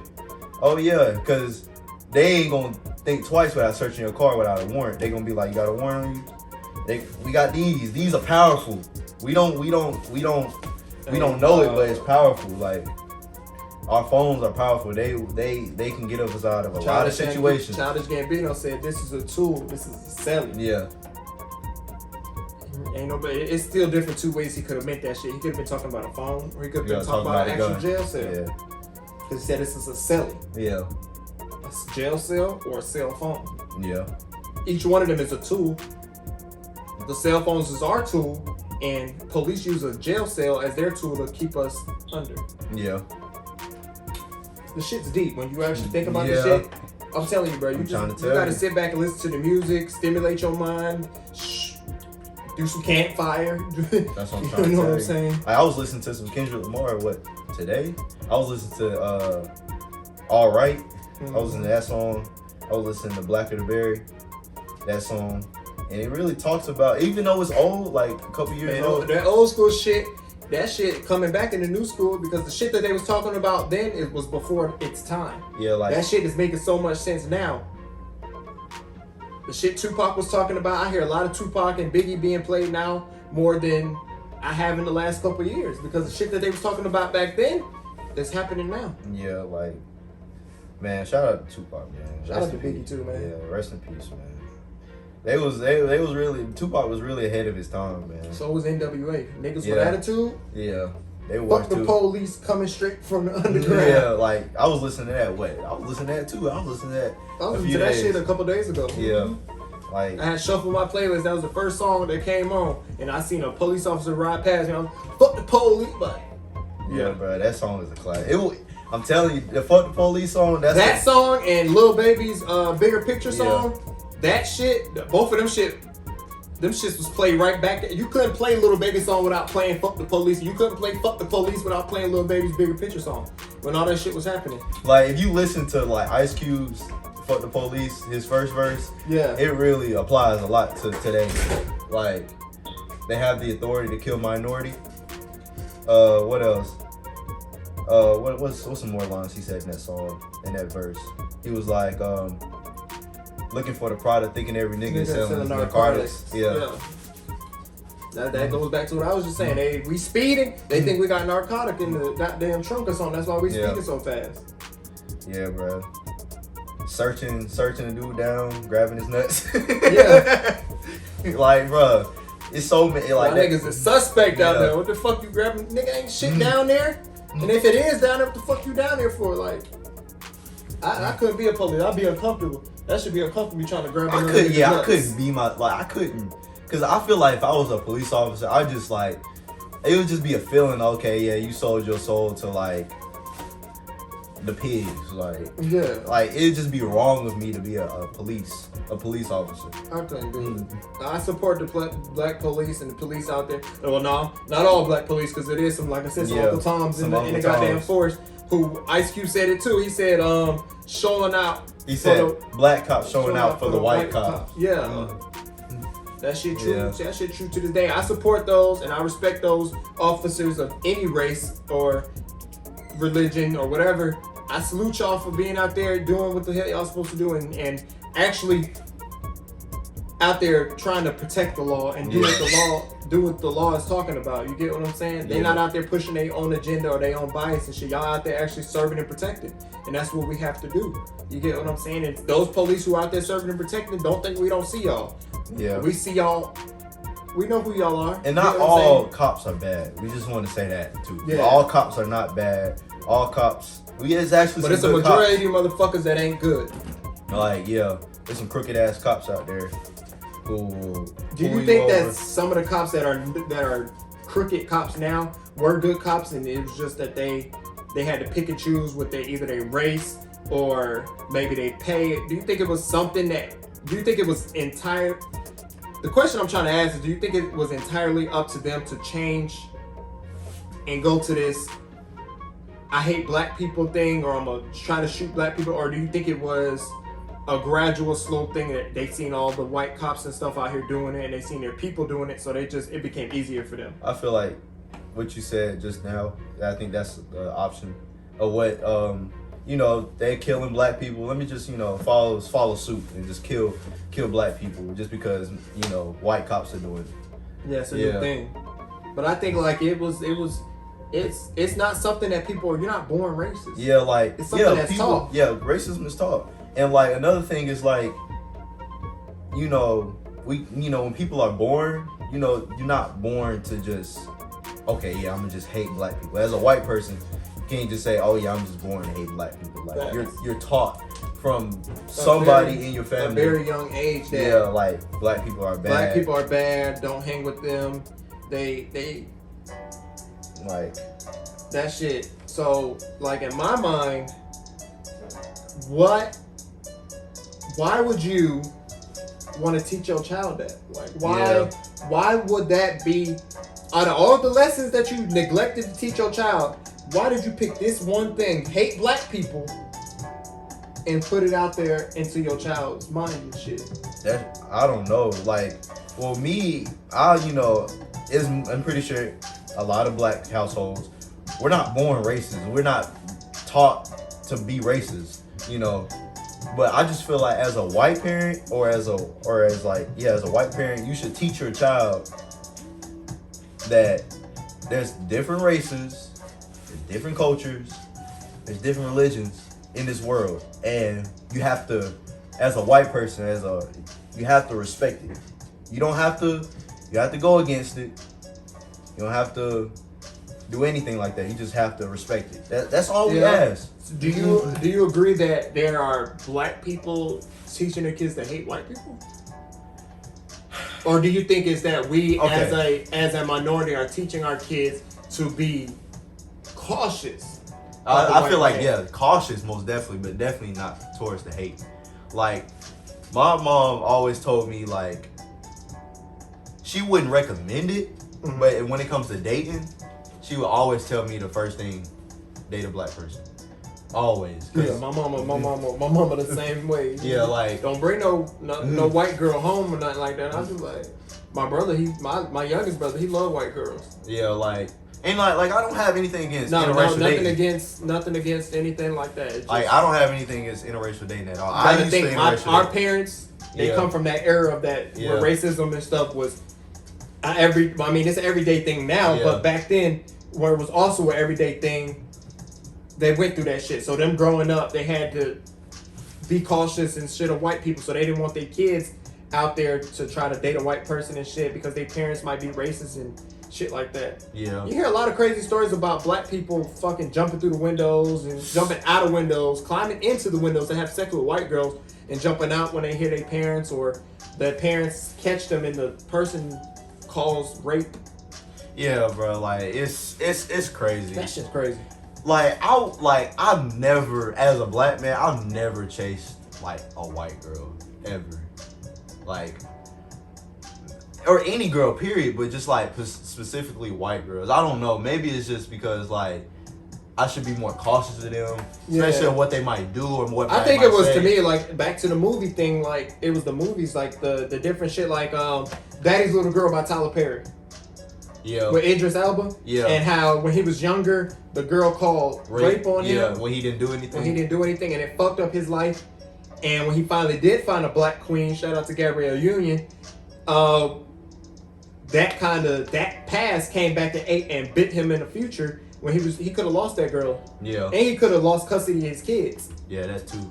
He had a crazy baby mama in the movie, but he had a crazy ass baby mama in the movie. And it's just, but when it comes to interracial dating, that movie scared my ass. Yeah, it taught me, like, damn, let me not date a white girl. Like, I was like 7 or 6, but I was just like, man, let me not date a white girl. Let me just stick to what my mama said, just date black. Like, just date black. But I'm not gonna lie, I've been in interracial dating before, and like, it wasn't bad. I mean, it wasn't like we didn't bring up race or anything. It was kind of like just a normal relationship. But I just knew like something was iffy. Something was fishy. I talked to white girls, but in the back of my head, I always knew that this was not mine. Yeah, like this is just like something I'm doing for right now. Yeah. I never seen it like, but anytime I dated a black girl, I was like, oh, you could be the one. Yeah. But every time I dated or talked to a white girl, I always knew that you're not the one. You're just somebody that, like, you bad as hell right now. You know what I'm saying? Yeah. Like, I like people who like me. I'm not racist. I don't get that. Yeah, you like me, I like you. It was just that from that culture of what my mom told me and then the movies and shit that came out, I was always skeptical. So I never wanted to, you know what I'm saying, be like, yeah. And anytime, you're going to be the one for me or anything like that. But shout out to those people. My brother Marcus King, Oh No, yeah, his wife Marcus is King, yeah. Taylor. Taylor, yeah. You know what I'm saying? It is some really cool white people out Yeah. here. What's somebody white girl? Taylor Black. I don't give a damn what nobody talking about. Taylor part Black. That she is, man. When I tell you she's cool as hell, Yeah, she cool as hell. She came up. We was playing Uno. She fit right into the family. I didn't even. It wasn't no. You know, I noticed you normal people come to your house and they chilling with you and stuff, but you can tell like they don't really fit in. Like they just here. They not met like they be acting all awkward. Like I remember, you know they your friend and shit. Taylor felt like family. We was over there chilling. We playing Uno. She just felt like family. It didn't feel out of place. We barely noticed that she wasn't in our immediate family. She's in our immediate family now. You know what I'm saying? Because you know what I'm saying. Marcus, that's my cousin. Love that nigga, and I love his wife. You know what I'm saying? She real cool. You know what I'm saying? And he's always supported me. I always supported him. You know what I'm saying? So. And like another thing is like, you know, like if you like one time I brought a white girl home, a little story time, and she was just acting. I brought her to a dinner, like a little family get together, and it was just she was awkward the whole time. Like she wouldn't talk to nobody. She just felt out of place. Like you see all these black people around. Like she just felt like, what is it called, the outliner of you know. And I just told her, like, I stepped her to the side, I was like, what's wrong? Like, what's going on? She was like, I just don't feel comfortable. And right then there, I knew she was not the one. So did you leave her right then there? Or no, I waited, like, until, like, we broke up, like, a few weeks later. But, like, I just knew then and there. Did you break up because of that, or was it something else, but you was like, well... Oh, it was something else, but, like, that was, like, a sign, like... It was a red flag. Yeah. Because, like, when you date a girl, and she fits in with your family, what? You like my mama? Oh, you like my mama pops? like you? Yeah. like, come on now. You family at this point. Like, you. That song that Justin Bieber did, or when he was like, my mama don't like you, and she likes everyone. You know what I'm saying? So, to me, that's how my mom was. She was always cool with everybody and stuff like that. Anytime she didn't like a girl or told me something like that, I'm like, my mama don't like you? Yeah, I can't be with you. I can't talk to you. I can't fuck with you. So when my fiance and my mom, they closer than, I swear in the beginning, like, they was closer than me and my mom was. Like, that's like, they always had that good connection. Always went out, always did shit, always talked with each other and shit like that. But with any relationship, of course, women, they gonna bump heads and shit, but. It's like either two sides. It's like, when you meet a girl and she likes your mom, it's already you already winning. Like it's already a good relationship. When you can walk out the room and your mom and your girl can sit in there and laugh and talk without you being in there, you winning. Without you actually being there and trying to steer the conversation and doing everything, you winning. You there. You there. But shit. Hell. Even when it comes to the pops, when it comes to my pops, it's a whole different story.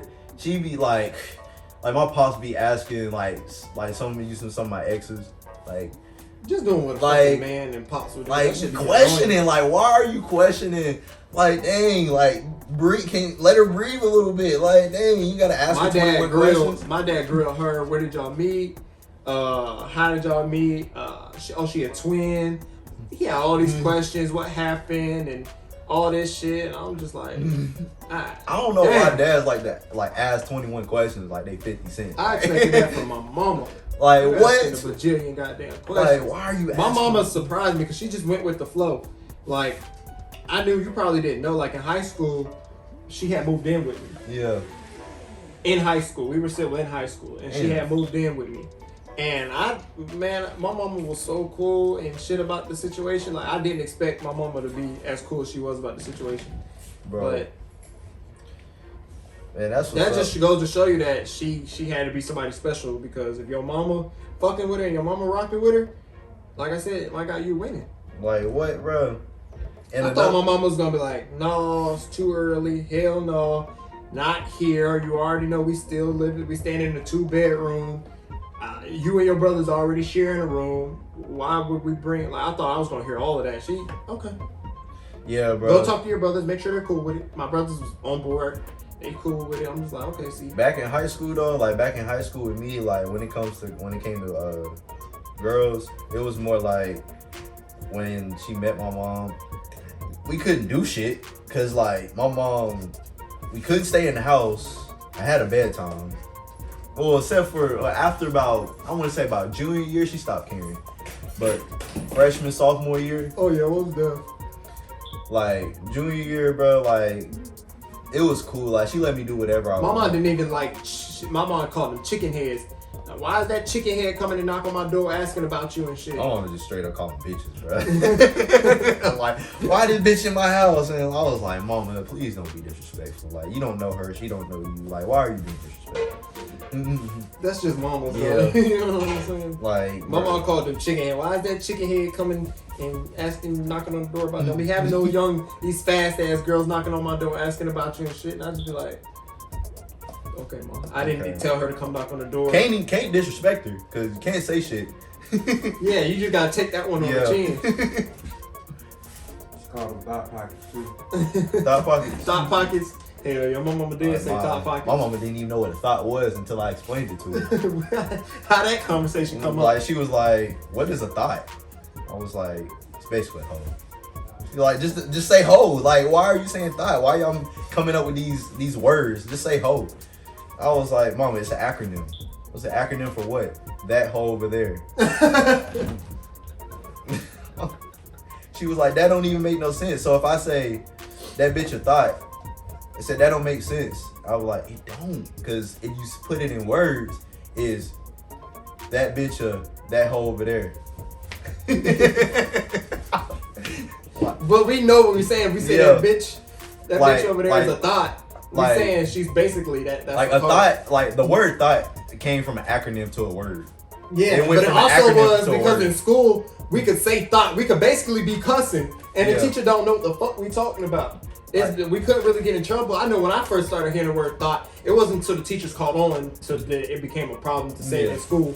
But for the longest, I would say a good 4 or 5 months, we thought that thought over there, that thought over there. That we had teachers, especially we had teachers saying that shit. They didn't even know what the fuck it meant. I know Mr. Tucker. Man, I slick didn't like Mr. Tucker. But Mr. Tucker had his days, but that nigga used to turn into a super motherfucker saying like he got mad. He accidentally like almost bowled this kid and he was like, "Stop talking!" And we just looked at him like, "You okay? You good? Like you need some juice?" Like, cause it would be me, Marcus, Malik, JoJo was in the class.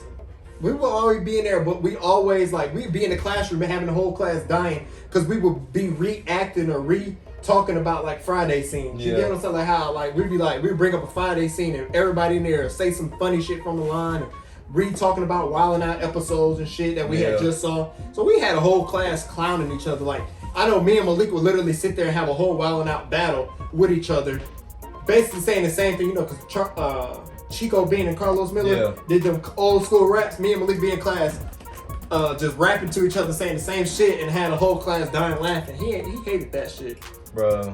But the class was boring without it, bro. Mr. Tucker, bro. I had him. Mr. Bilski was so motherfucking funny. Bro, he was so loud though.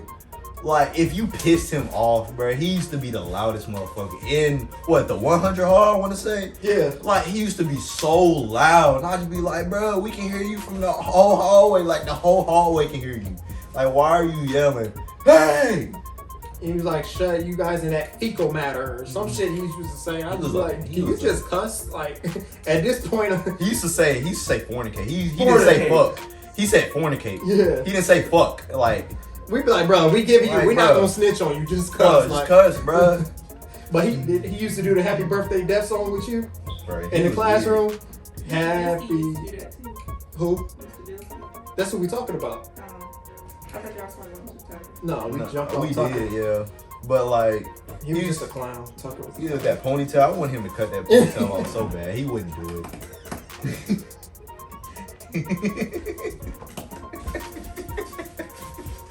I was like, bro, just cut the ponytail off, bro. He Like, the only person in Villarica High School Yeah. with a goddamn ponytail on. like, bro. And that shit was whiter than his beard. Like, What, bro? His daughter, bro. His daughter is like a nerd. Like, she every time I would see her, she would just be reading and reading. look who her damn father is. Like, bro, what? The Bro, apple they like don't twins. fall and roll too far from the tree. So what the hell did you Glasses expect? like him.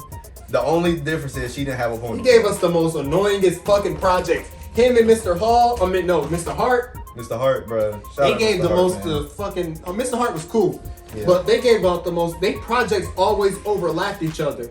Like Mr. Hart will give out an economics project. Here go Mr. Bilski with the goddamn PowerPoint project, where you got to find all the old monarchs and shit. And Yeah. that shit took me fucking 2 weeks to do that. And then I was also helping some other students with their shit. So yeah, I was that kid. Yeah, bro. Like, shout out to all the. Man, I slick miss high school sometimes. No Like, cap. like thinking about it, bro. I slick kind of miss it. Like, if I had to do it all over again from like 9th grade year, I'd be a straight A student. I wouldn't be goofing off. I would probably still be a virgin. Probably, if you think about it. Like, if I think about it, really, I'll still be a virgin. Not me. Not me. It would be a couple of females that I would have never did anything Oh with. yeah. If I would have couldn't go back and do it again, it'd be a couple females like that, but I wouldn't be no virgin.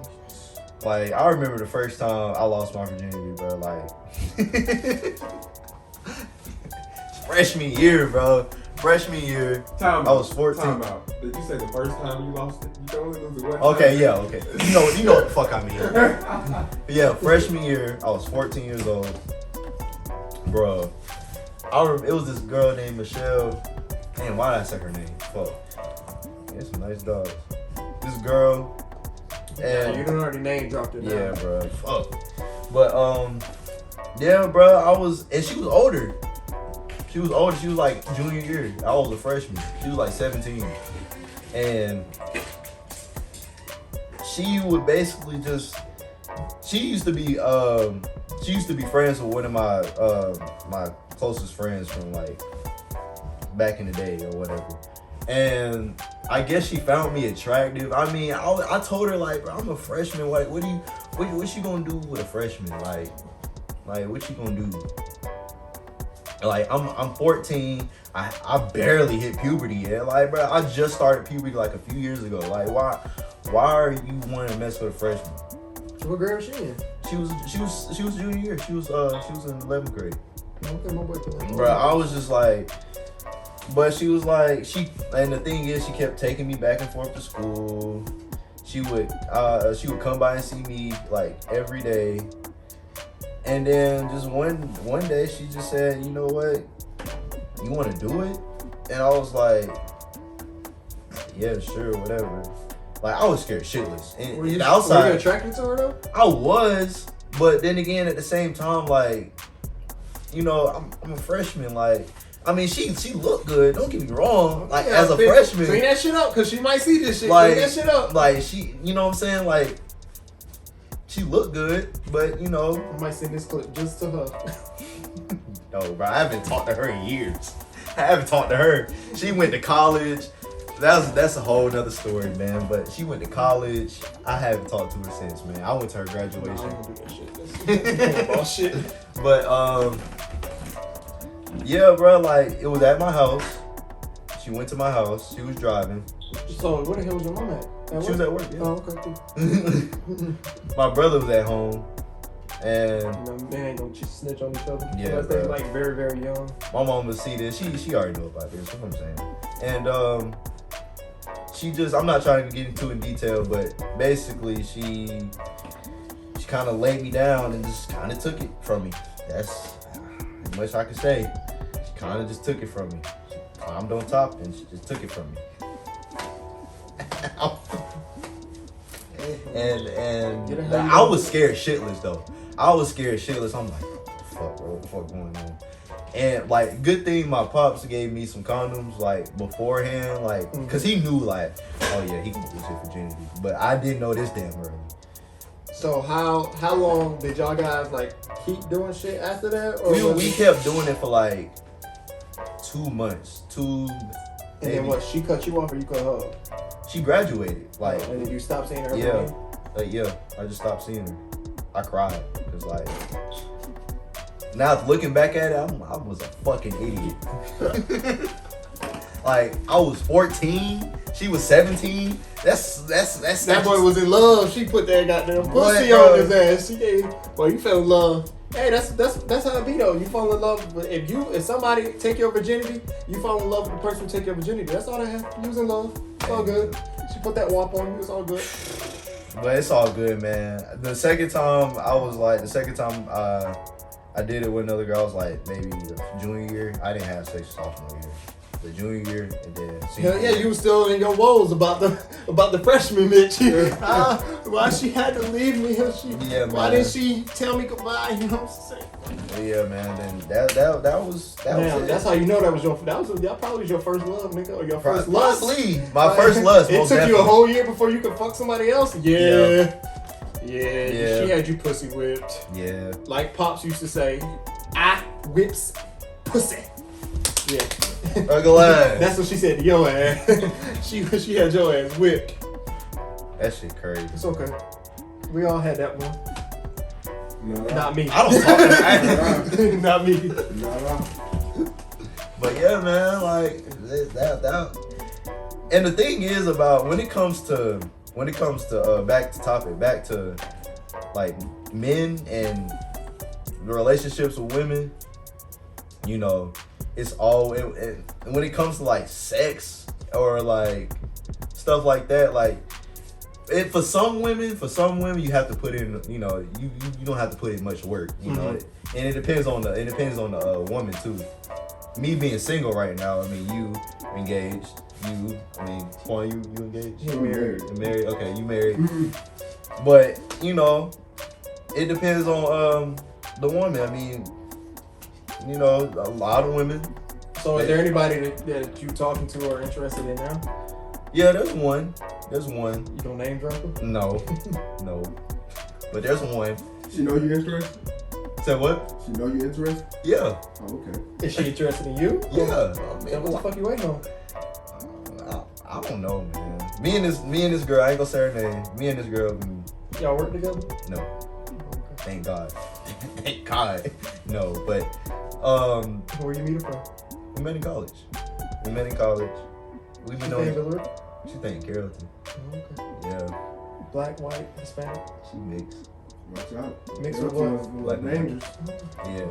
And like she we met like 2 years ago. Mm-hmm. You met 2 years ago. Mm-hmm. We've been on and off since. Also, y'all been doing shit. I'm thinking this a new girl. No. So you ain't beat back loose yet? So what? You ain't beat back loose yet? What you mean? Beat back loose yet? Oh. Yeah. No, now was I whipped? No. No, I'm saying, was you whipping the... Yeah. I mean, That's what you was saying 2 years on and off. You ain't did nothing yet. I'm like, what you mean? So what the hell y'all waiting on this time? What the fuck? shit. So what the hell y'all kept being on and off for? What? Was it the That's what I need to distance? know. It's just a lot, man. It's a lot. It's hard to explain, but You better it's a try lot. to motherfucking explain it. Okay, so basically, like, it's just been complicated, like communication issues. I'm not saying trust issues. We trust each other, but more so communication.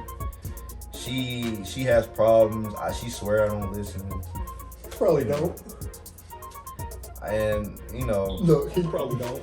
I do sometimes. I can't say I don't listen at all. You want a girl that listens all the time? Is that your dream girl? A girl that listens? Because you know they don't fucking exist, right? Wish. I fucking wish. I fucking wish. You No, they don't fucking better exist, keep right? wishing, goddamn, because you ain't gonna never find that one. Dang, bro, it seemed like when it comes to women and they talking and you trying to listen, seems like it's just not enough. How do you think a woman feel? When you're talking and she's trying she just to sounds listen? frustrated. Like, why am I even wasting my breath with him? Like, I'm talking, he's just It's How just you think going the one girl ear feel? and out the other. I mean, You think the girl get like that too? When you talking, she just like, what? You shut the fuck up. Like, I mean, if she want me to shut the fuck up, then hell, I'll just save my breath then. Fuck it. I'll just save my fucking breath. Like, I don't know, man. It's just, man, it's just me and this girl.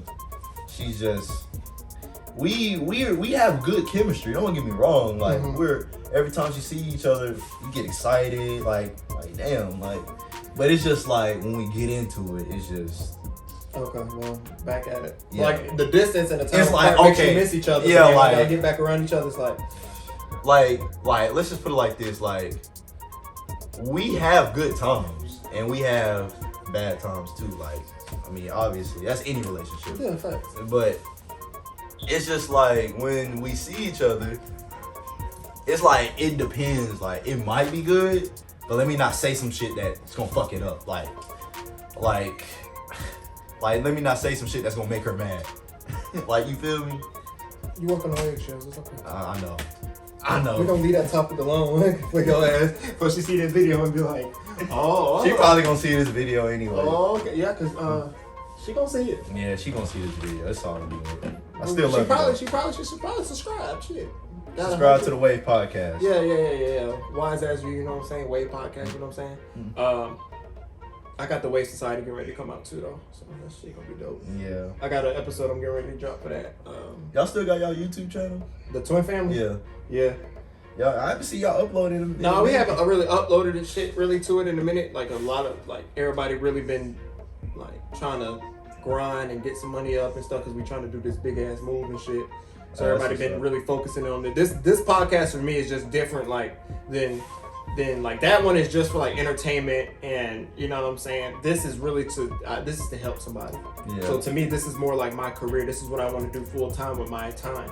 This is, I want to help people. I want to be able to talk to people. I want to help people be able to talk about shit that they might not feel comfortable talking about in their environment and shit like that. So that's what this is, and it's also about spreading wisdom, laughter, and knowledge. You get what I'm saying? Putting people on with people that are in their field or doing the same thing that they're doing. Like Lacey does taxes and shit like that. Yeah, so, shout out to Lacey, man. Shout out Juvie the G. Yes, Juvie. Shout out Juvie. You know what I'm saying? The G. Been knowing you since forever. Goddamn. Forever. Been knowing you probably since I was maybe 14, maybe 15. But yeah, I'm happy to say, you know what I'm saying, I got all my co-hosts and stuff like that getting ready to get lined up. Shout out to C2. Y'all stay tuned for some more episodes with her, because basically what I'm getting ready to do is I'm gonna wait till after we move and stuff, and that's when I'm gonna have my couch and stuff and shit set up and mics and shit set up for y'all. But basically this is gonna be me, C2, and Quan. Y'all gonna have your own podcast? No, it's all gonna be on my pod. They're gonna be my co-hosts. Okay.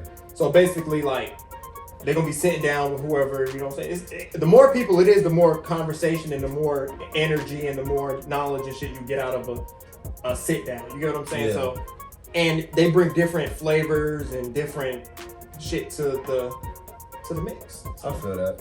y'all stay tuned for that shit. But like I said, I appreciate you coming over here and chopping it up with me. And Oh yeah, most definitely. we definitely bro. got to get Gotta do this Juvie shit. back in here so we can get these McDonald Chronicles going. Hey man, matter of fact, let's have everybody that we work with just come to the podcast. Yeah. I gotta hit up Dan. Lacey, Dan, me, you, hell, Quan, he would even work at McDonald's. Hell, him too. Everybody, The twins. twins, everybody. We just gonna Yeah, have we gotta one big we gotta ass have a podcast. Big ass episode. That shit gonna be lit though. That shit man. gonna be crazy. We just gonna talk about hella shit, just some shit, some crazy stories. Oh, bro, speaking of crazy stories, bro, this happened like 3 weeks ago. Bro, this is the funniest shit, but the most. Talk your shit. Yeah. So, a girl was giving head in the drive-thru, bro. Yeah. She was giving up neck in the drive-thru. I'm So talking y'all, she ordering. So wait, they pulling up, they ordering their food. Yeah, just She like getting the normal. dude neck while he driving. Yes. And she didn't stop when she pulled up to the window. No, she kept going. She kept going. I'm looking. I'm like, bro, what the fuck am I looking at, bro? I was like, So wait, what window was you at? I was. You in back cash? I was running. Oh, I was running. so they parked. They was still at the window, and I gave them their food, and the girl who was passing out their food, she was oblivious, like she didn't know what the fuck was going on. But me, I saw her giving him head. Like he didn't have no jacket or nothing. No, on his head, nothing? He had it wide open, like everybody could see, and like it was just like I was just thinking like, if this nigga, what the fuck is wrong with y'all? I was just thinking like, about... if this nigga nut in her face, bro, I'm clocking out. I'm clocking out for the day. That's it. I'm clocking out. I'm through today. And I was only working like 3 hours. Didn't nobody say nothing to him or nothing? No, she just pulled off like nothing happened. Like, so who else? Did anybody else notice it? Rika, she was there. What the fuck, Rika's? I know Rika. Rika the first hilarious. Rika told me about it. What's she say? She was like, is she giving him head? I was like, bro, what are you talking about? I looked. I gotta come back up there. I gotta see Rika, bro. Shout out to Rika, man. She the one who told me. I was like, bro, I was working second shift that day, and I was just like, make sure you send this shit to her. Oh yeah, man, I'm gonna send it to Rika, man. Make sure you do that. But yeah, I gotta come up there and see her, bro. She is fucking hilarious. Bro, what? She's the coolest motherfucker. It might be Chan was cool and shit, but Rika just on a whole nother level. Like, I'm gonna say she the coolest female. Yeah. At fucking McDonald's. She don't care. It's a toss up between Dan and Chan was for the coolest nigga there, but they both was pretty much on the same. They just had their different ways of doing shit. But Rika, bro, she's the coolest manager. So she said, but is that given?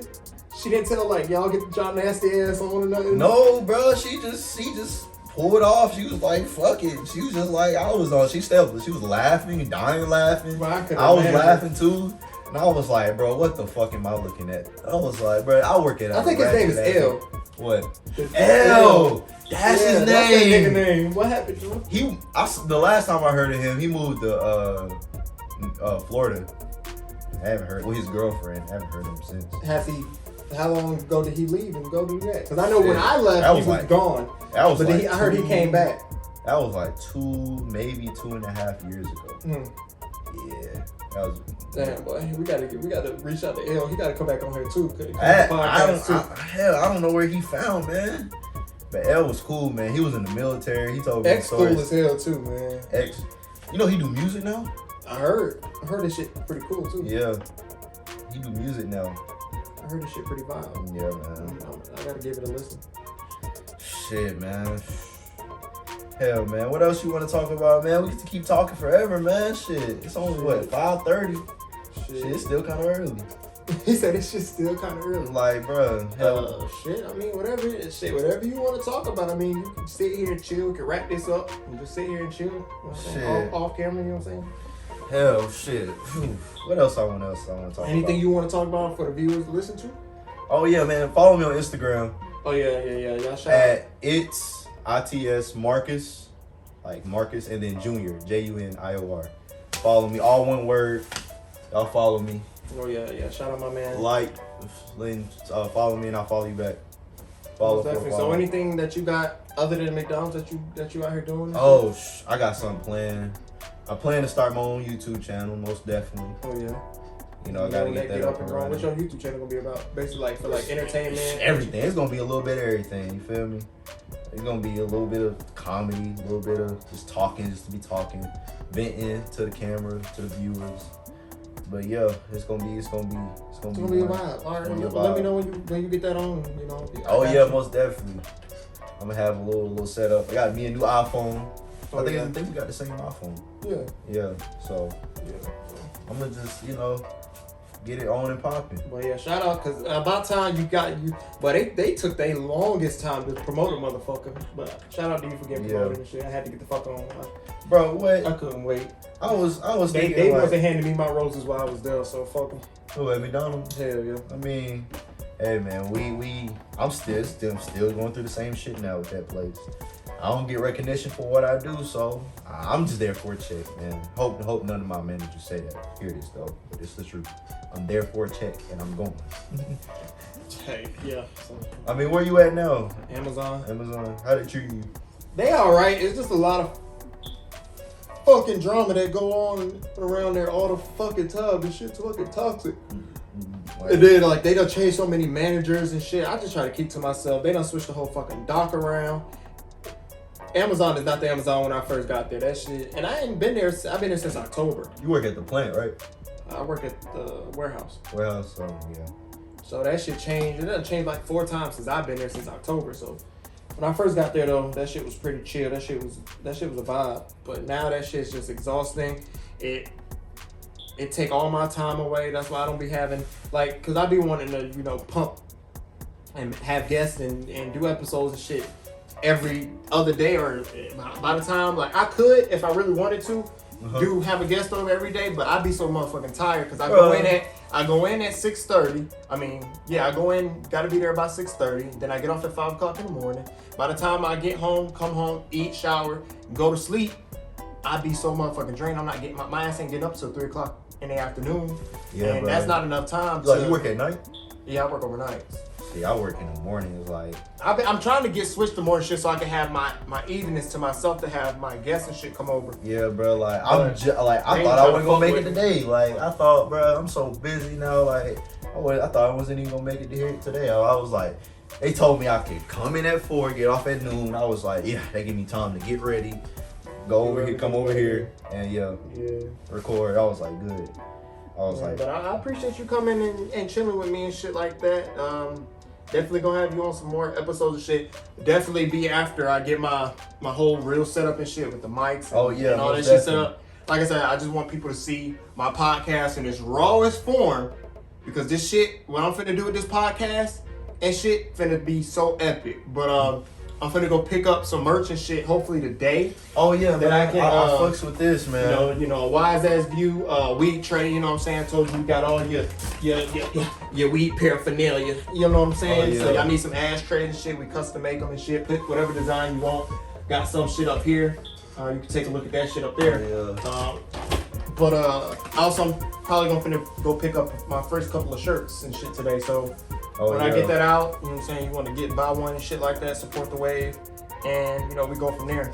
But like I said, I appreciate y'all for tuning in to a Wave podcast, also known as a Wise Ass View.